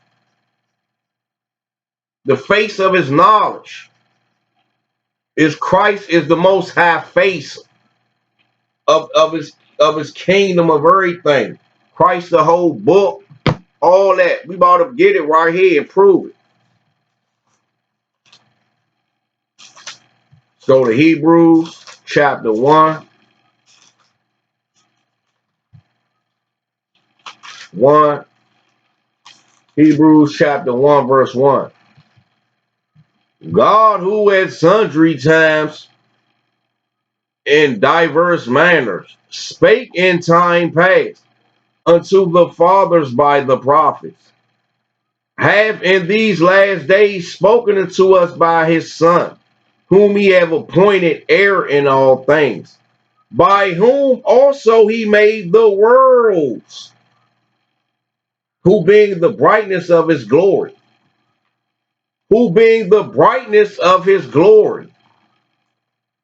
and the express image of his person, and upholding all things by the word of his power, his instruction, his knowledge, when he had by himself purged our sins, sat down on the right hand of the majesty on high.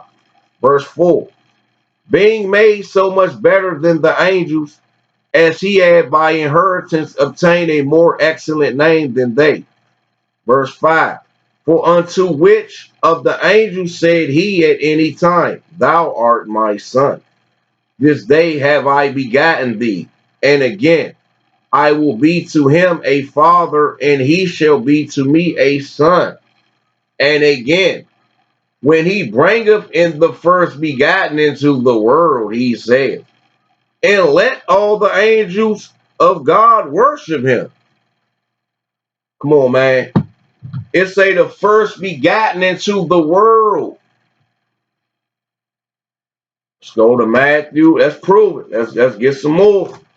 Let's go to Matthew 16 and 9. What's this? Matthew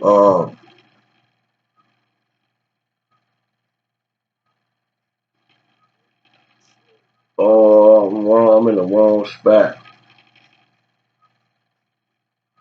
I'm in the wrong spot.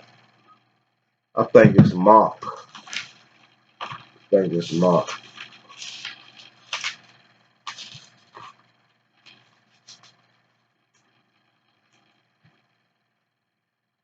Mark chapter 16, verse 9. Now when Yahushua was risen early the first day of the week, it say, now when Jesus was risen early first day in the week, the first week of creation, Christ was created early in the first day of the week. So that means he was created even before the sun was created. Light was the elements of light. Let's keep going. Let's get some more on it.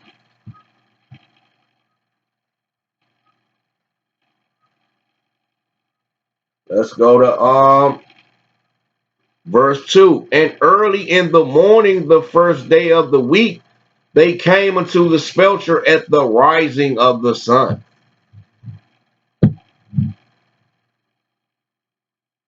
Oh, man. Christ nicknamed the Son of Man at the rising of the sun. Then when you go down to verse 9, it say, now when Jesus was risen early the first day of the week, comparing him to the sunlight.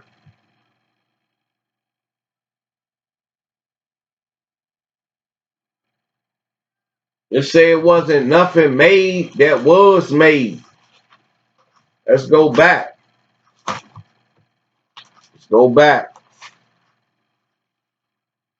Hebrews.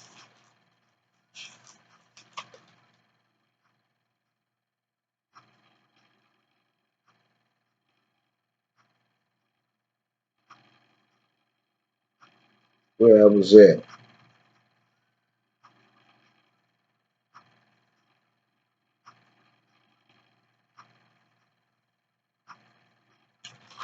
What scripture? I left that out.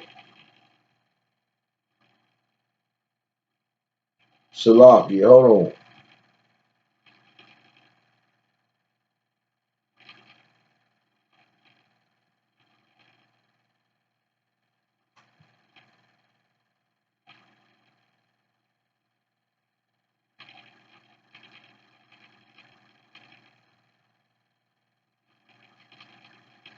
Okay, let's go to John.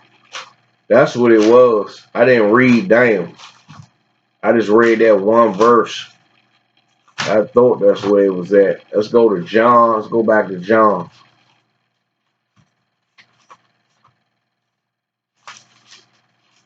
John chapter 1. In the beginning was the Word, and the Word was God, and the Word was God.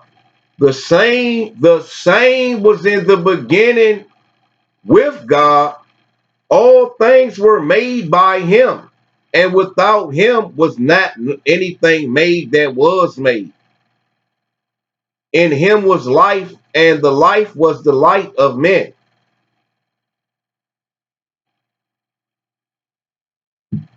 Let's it is saying the light shineth in the darkness, and the darkness comprehended it not.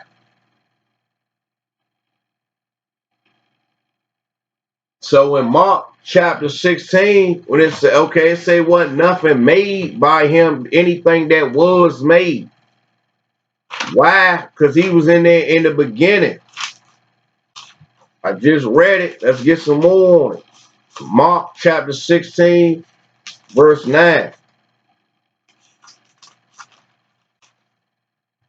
Now, when Jesus was risen early the first day of the week, in Hebrews chapter 1, it tell you he was the first begotten of every creature. Creature is a word for creation. Another way of saying creation. Light is a creature. The elements of light. It's a created element. Let's go back to Genesis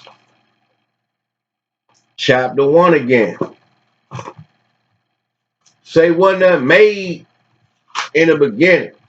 Hebrews, he said he was the first begotten of every creature. And in John, it tell you wasn't nothing made that wasn't made by him.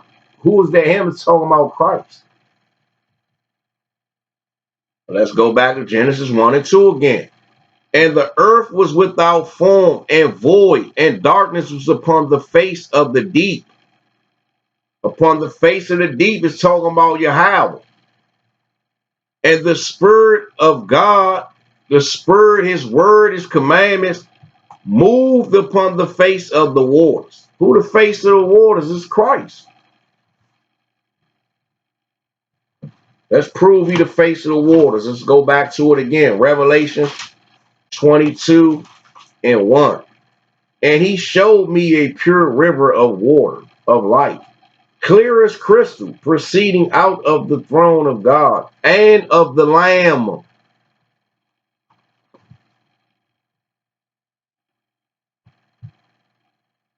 So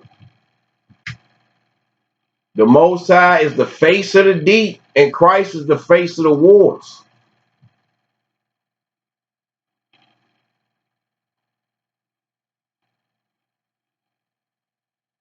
Let's go to 2 Corinthians. Go back to 2 Corinthians again.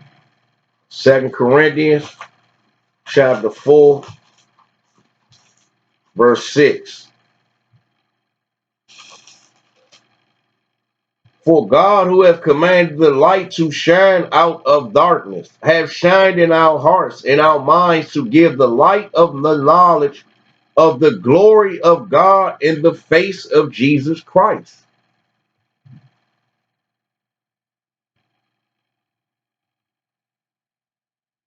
Then Christ say, who believing on me, as the scriptures have said, out of his belly should flow rivers of living water. And I showed you in Revelations where that water was coming from. It say out of the throne of the Most High God and out of the throne of the Lamb, who is the representative of the Most High. He the face of the waters. Let's go to 1 Corinthians. Let's prove it. Let's get some more.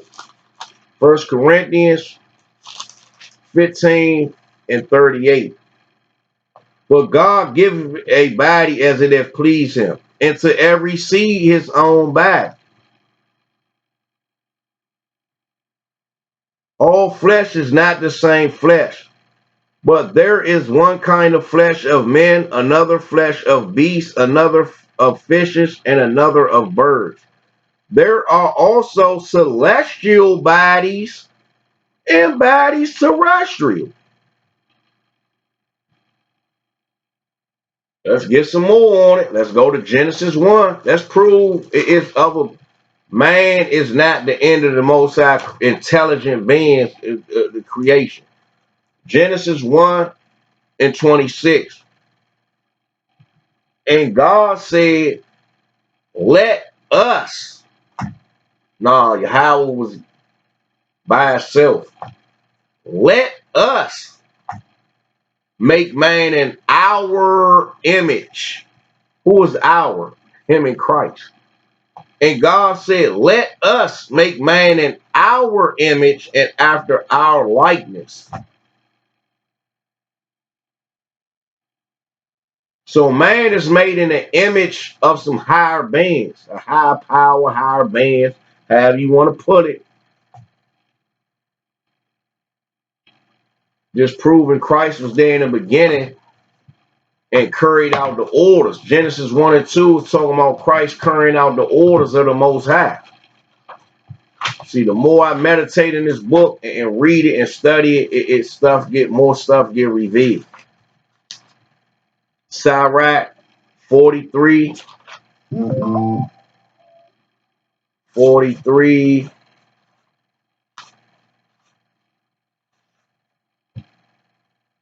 and 32. There are yet hid greater things than these be, for we have seen but a few of his works. So these Negroes acting like because it's something they can't comprehend or see, it ain't nothing else. Man is the only intelligent being out there that the Most High created. But it just told you, man, let us create man in our image. Didn't the Most High say, let his will be done as in heaven as it is on earth? So earth ain't nothing but a replica of something else somewhere else. That's all it is. See, man want to be the end all be all in understanding and knowledge and creation and all that, but he ain't. But let's keep going. Let's get to Genesis 1 and verse 3 now. Genesis 1.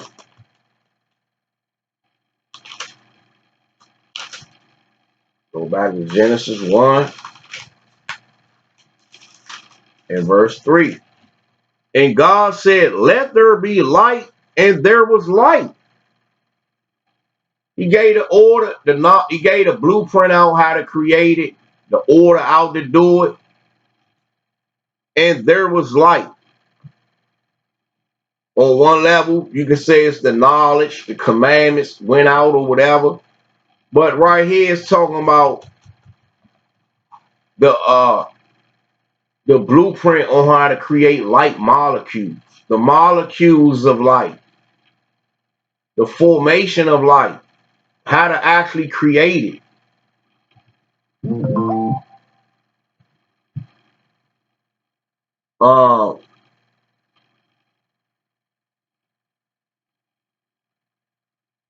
And it's let's go to Genesis. So let's see the different kinds of light. Genesis 1, chapter 14 through 17. And God said, let there be lights in the firmament of heaven to divide the day from the night. To make the day and the night. Let's keep them together. To divide the day from the night. The new day started at daytime.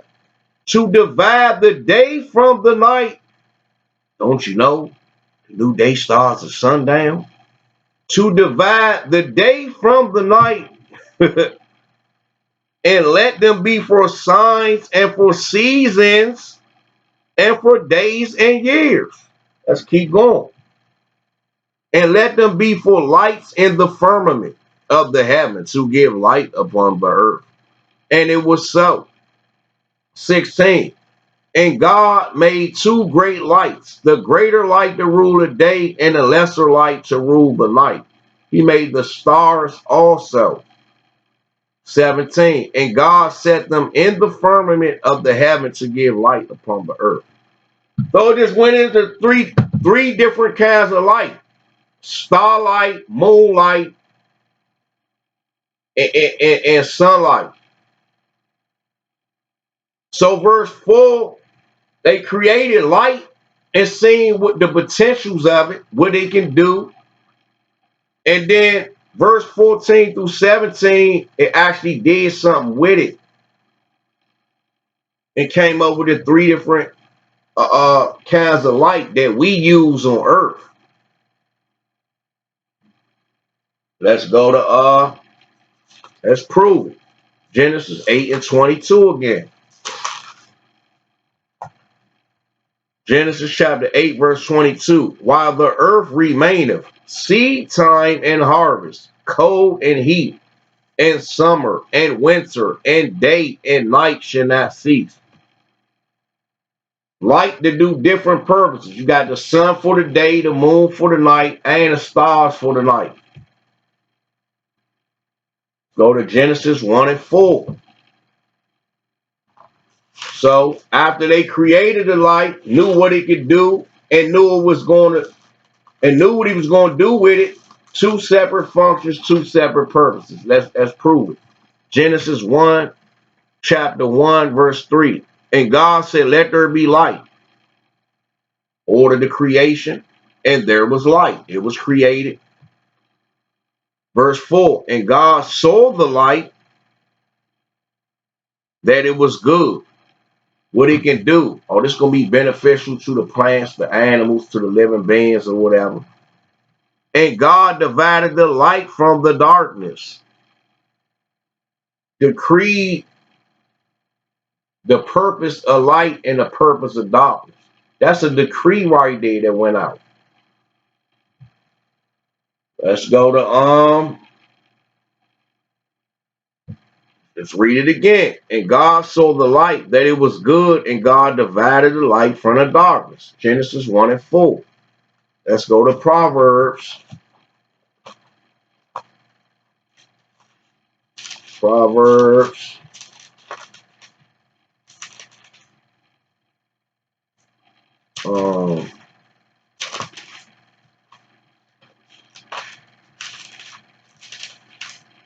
Proverbs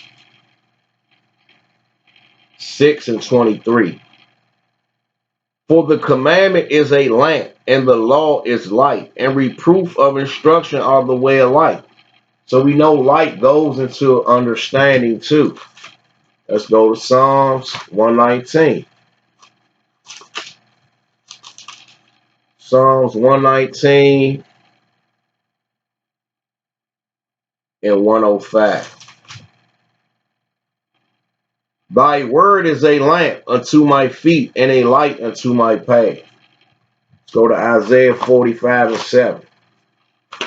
So I showed you on one aspect where light is going into. Now I'm touching on the other aspect of light. Isaiah 45 and 7. I form the light and create darkness. I make peace and create evil. I, the Lord, do all these things. It's showing you right there. It's a distinction, two separate purposes. Peace and evil got two different purposes, as well as light and dark. Let's go up to read some more. That they may know from the rising of the sun and from the west that there is none beside me. Because why I say and from the west? The sun, that's why I say it's a mystery book. It's a puzzle book. The sun rises in the east. And it say, and from the west, talking about from the sunset, that they may know from the rising of the sun and from the west that there is none beside me.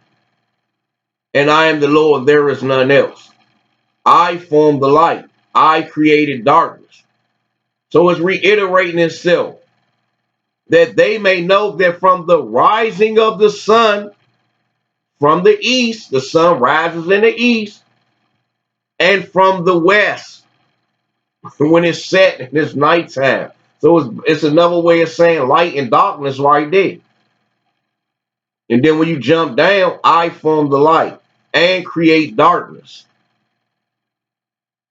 I make peace and create evil. I, the Lord, do all these things.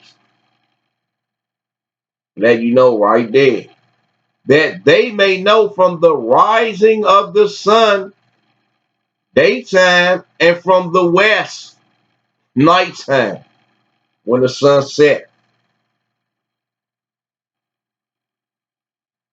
Let's keep going. Let's go back to 2 Corinthians. So I'm going to break this stuff all the way down to the nearest inkling. 2 Corinthians chapter 6, verse 14. Be ye not unequally yoked together with unbelievers. For what fellowship have righteousness with unrighteousness? And what communion have light with darkness? Come on, man, let's keep going.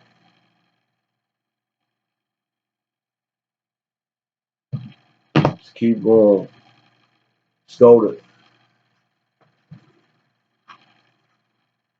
go to Genesis, back to Genesis 1.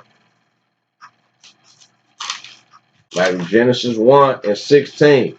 And God made two great lights, the greater light to rule the day, and the lesser light to rule the night. He made the stars also, and God set them in the firmament of the heaven to give light upon the earth.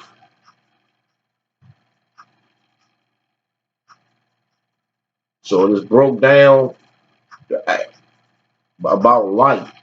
Now let's go to Genesis 1 and verse 5.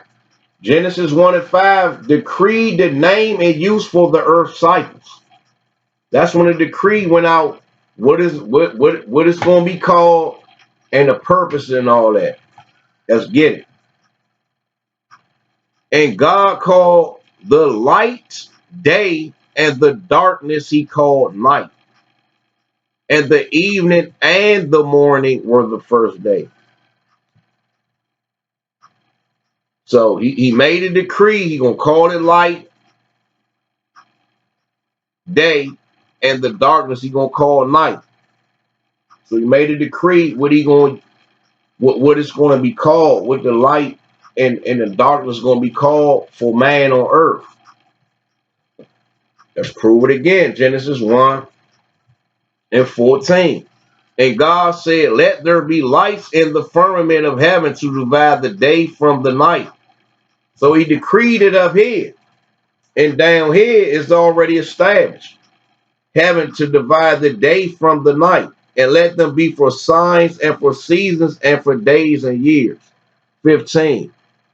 Let them be for lights in the firmament of the heaven to give light upon the earth. And it was so. And God made two great lights. Then he made two light systems. And God made two great lights. The greater light to rule the day, the sun is greater in degrees and temperature. And the lesser light to rule the night. The moon is lesser and it's a colder light. He made the stars also. Let's go to Judges.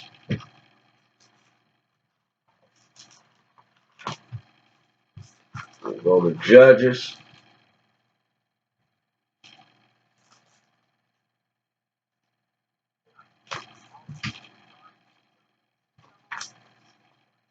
Judges. All right. Let's go to Judges. Let's go to Judges. Judges.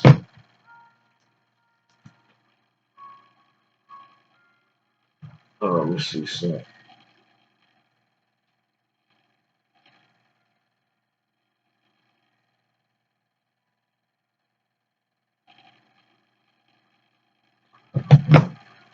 Judges.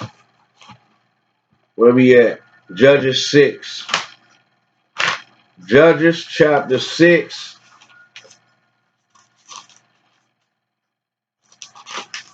And 27. 27, 28.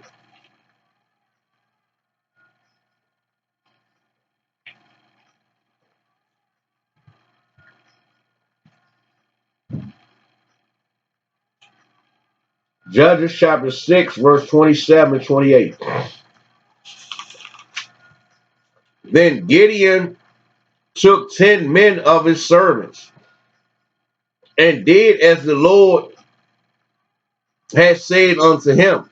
And so it was because he feared his father's household and the men of the city, that he could not do it by day, that he did it by night. 28.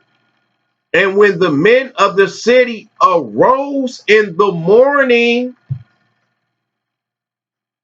Behold, the altar of Baal was cast down, and the grove was cut down that was by it, and the second bullock was offered upon the altar that was built. Why he couldn't do it by day, he did it by night. They was asleep. And the men of the city, that he could not do it by day, because people was going to be awakened, that he did it by night. People resting. And when the men of the city arose early in the morning, behold, the altar of Baal was cast down, and the grove was cut down that was by it, and the second bullock was offered upon the altar that was built. Let's go to Judges.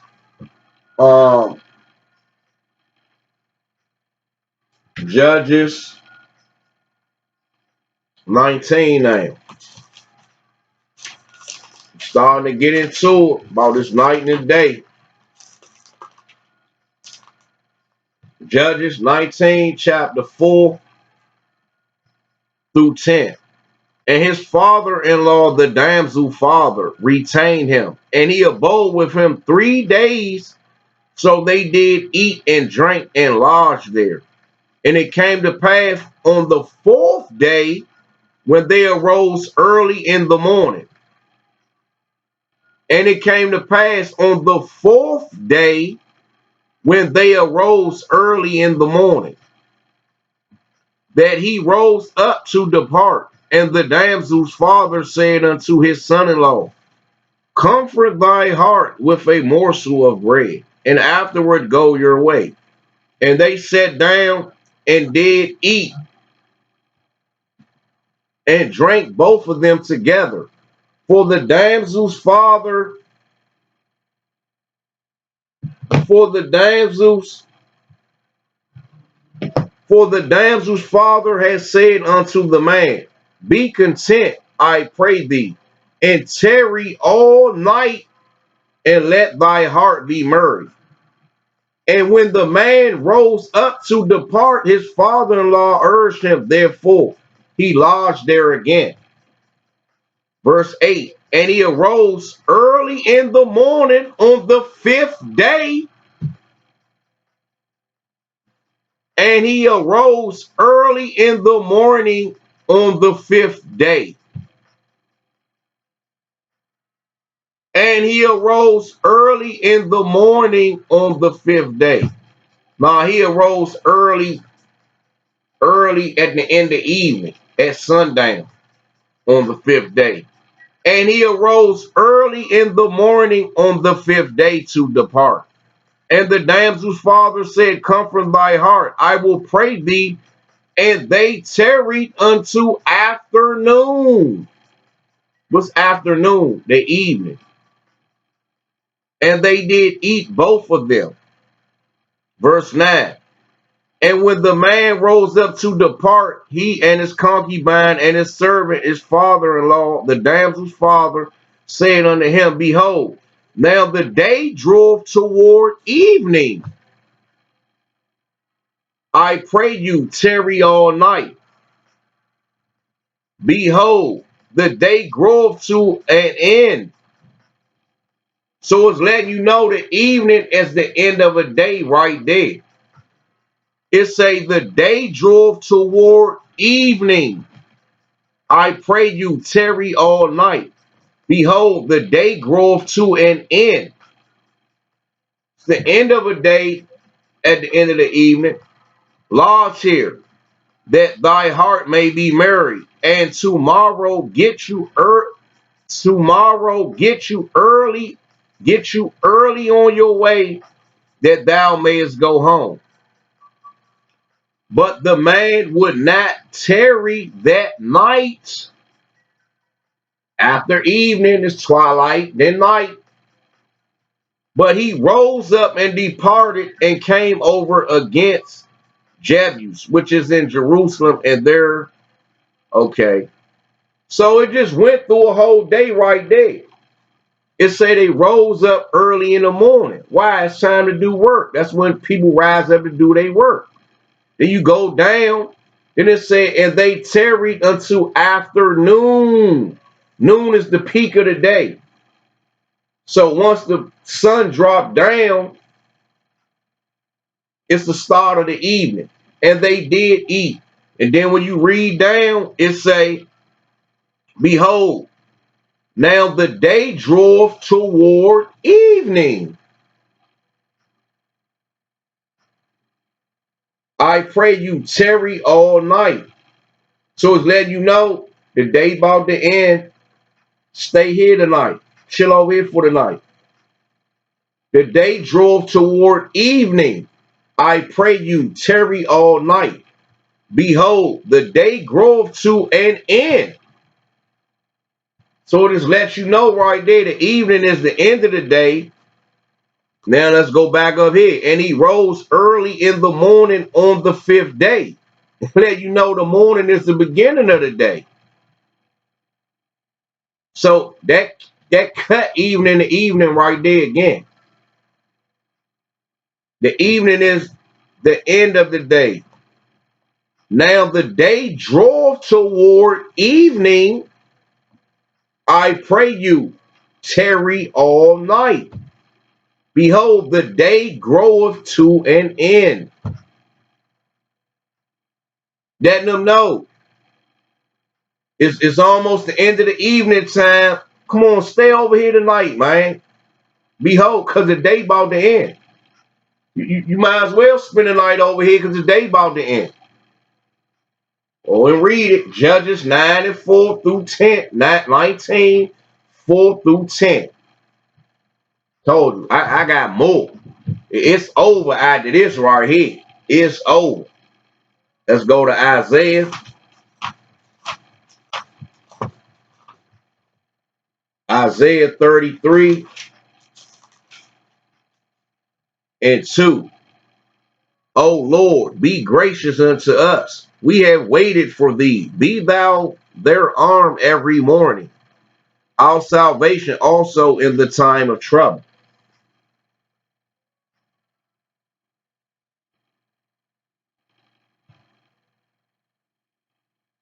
Let's go to Isaiah 13 and 9. Isaiah chapter 13, verse 9. Behold, the day of the Lord cometh cruel. Why you think over there it said, be our arm every morning? Then right here, behold, the day of the Lord cometh. So it's letting you know the morning is the day, part of the day. Behold, the day of the Lord cometh, cruel, with wrath and fierce anger, to lay the land desolate, and he shall destroy the sinners thereof out of it. Let's go to Isaiah 60. Isaiah 60. Isaiah 60, verse 1 through 3.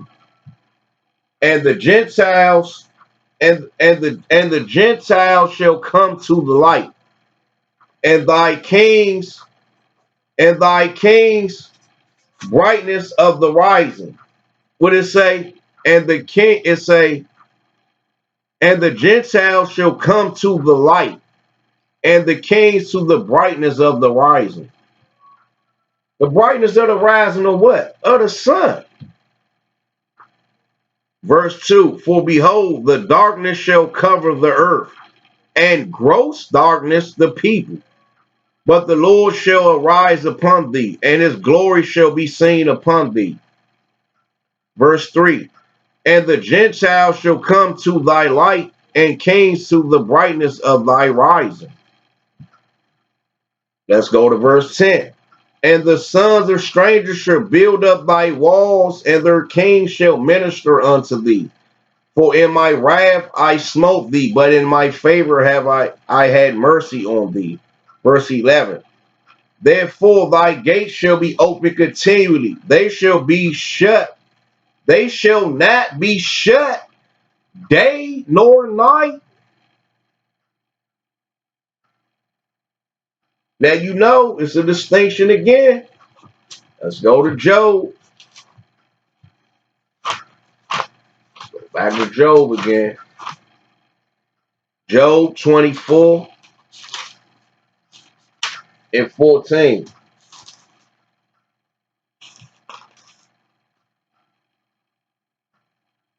The murderer rising with the light, killeth the poor and needy, and in the night is as a thief.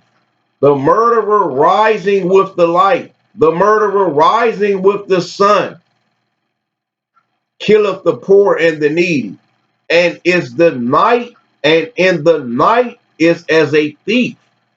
When the sun gone down, the eye also of the adulterer waiteth for the twilight.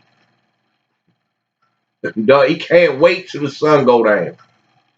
Soon as he get to start seeing that first glimpse of it's about to be nighttime, the eye also of the adulterer waiteth for the twilight, saying, no eye shall see me, and the skies of his face, ready to go in creep mode. Verse 16. In the dark they dig through houses which they had marked for themselves in the daytime. They know not the light. In the dark they dig through houses the nighttime, which they had marked for themselves in the daytime. They scoped stuff out during the day and carried it out during the night. They had marked for themselves in the daytime. They know not the light. Verse 17. For the morning is to them even as the shadow of death. Why I just say that? For they mark for themselves in the daytime. They know not the light. For the morning is to them even as the shadow of death. It's letting you know, man, the day start in the morning time. If one know them, they are in the terrors of the shadow of death. For the morning is to, it say, they know not the light. For the morning is to them even as the shadow of death. Daytime. Let you know again, the day ain't got nothing to do with the night. Let's keep going. Let's go back to Genesis 1 and 5 and see why I say they know not the light. For the morning is to them even as the shadow of death.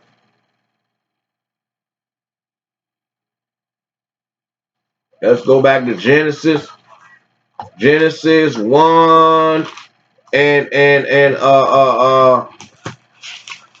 Genesis 1 and chapter 5.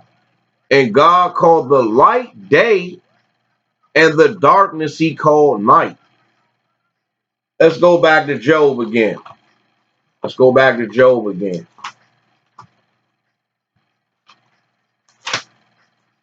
Job 24.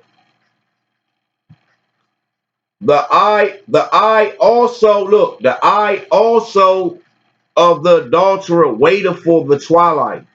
Can't wait till nighttime come. Saying, no eye shall see me, and the skies of his face. In the dark, what Yahweh say the dark is over here? And God called the light day, and the darkness he called night. So in the night, they dig through houses which they had marked for themselves in the daytime. Let's see what the daytime is. And God called the light day and the darkness night. Read it again. They had marked for themselves in the daytime. They know not the light. Let's see what the light called it. Let's go back over again. And God called the light day,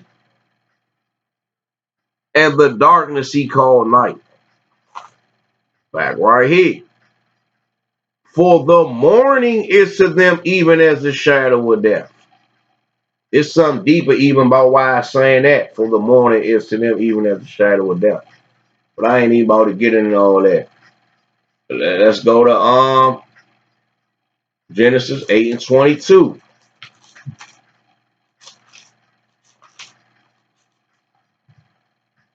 While the earth remaineth, seed time and harvest, and cold and heat, and summer and winter, and day and night shall not cease.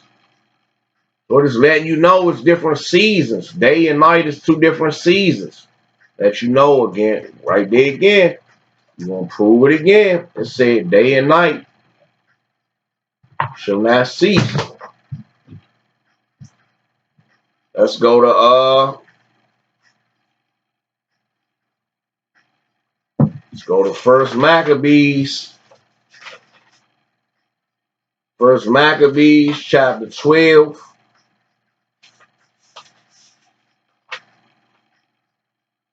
And 26. He sent spies also unto their tents, who came again and told him that they were appointed to come upon them in the night season. What, the night is his own season? Let's see. Genesis 8 and 22. While the earth remaineth, seed time and harvest, and cold and heat, and summer and winter, and day and night shall not cease. Read it again. He sent spies also unto their tents, who came again and told him that they were appointed to come upon them in the night season. Now it's the day season. Night and day is one season. In the night season. Wherefore, soon as the sun was down,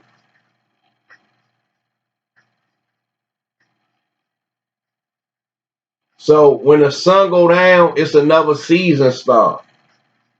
Come upon them in the night season. Wherefore, so soon as the sun was down, let's go back. It said the night season. Let's see what the night season is. Genesis chapter 1, verse 5.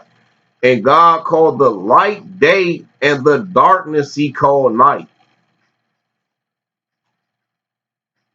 Let's go to Job 3 and 6. Job chapter 3, verse 6. As for that night, let darkness seize upon it. Let it not be joined unto the days of the year. You hear that? As for that night, let darkness seize upon it. Let it not be joined unto the days of the year. Let it not come into the number of months. Lo, let that night be solitary. Let no joyful voice come therein.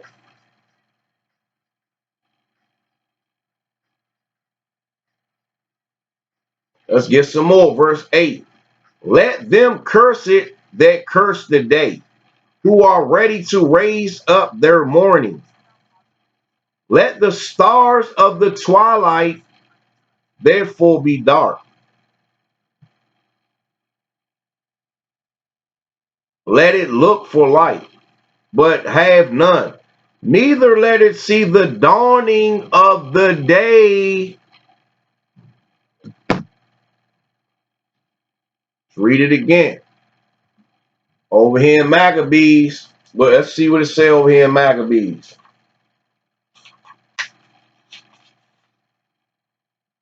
Chapter 12, verse 26. He sent spies also unto their tents, who came again and told him that they were appointed to come upon them in the night season. See what the night season is again. Job chapter 3, verse 6. As for that night, let darkness seize upon it. Let it not be joined unto the days of the year. This told you right there. Don't be adding the night to the day. As for that night, let darkness seize upon it. Let it not be joined into the days of the year. Let it not come into the number of months. Not marking your calendar by the night. You only marking it by the day. Lo, let that night be solitary. It's its own thing. When you solitary, you isolated to yourself. Let no joyful voice come therein.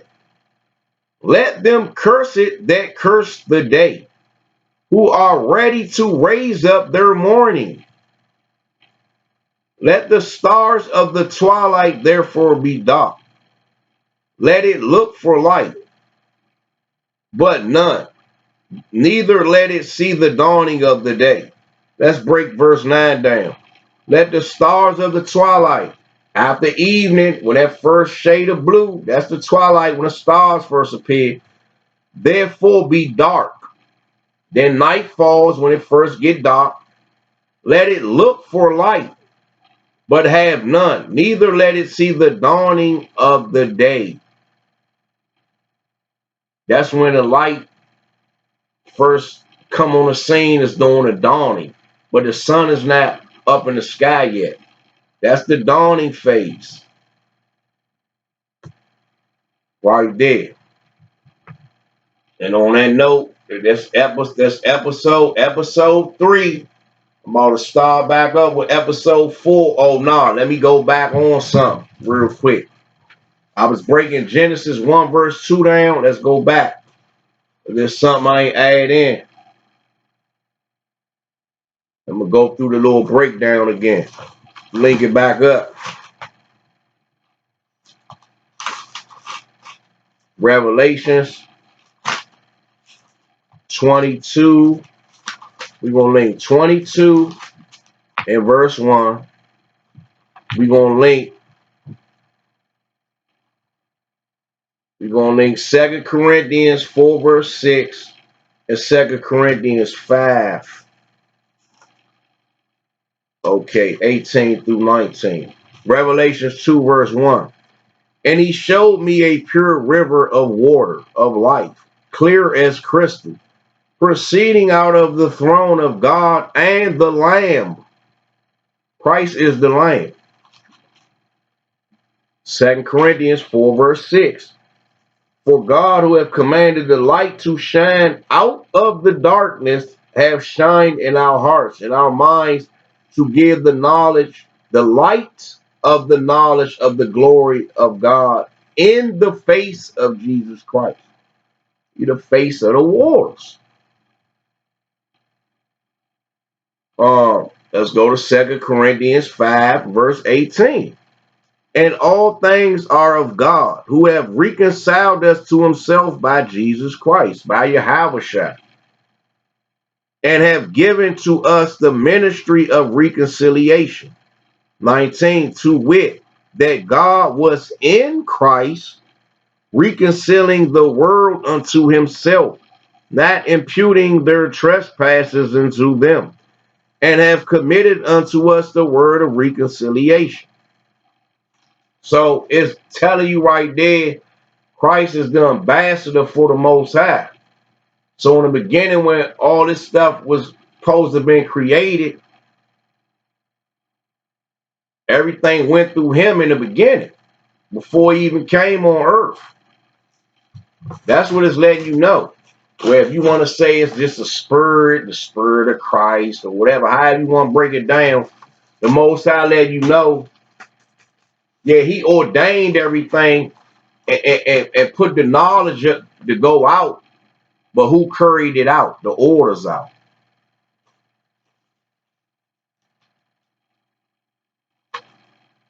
So, Shalom, Shalom, Shabbat Shalom. To the 12 tribes scattered abroad, greeting.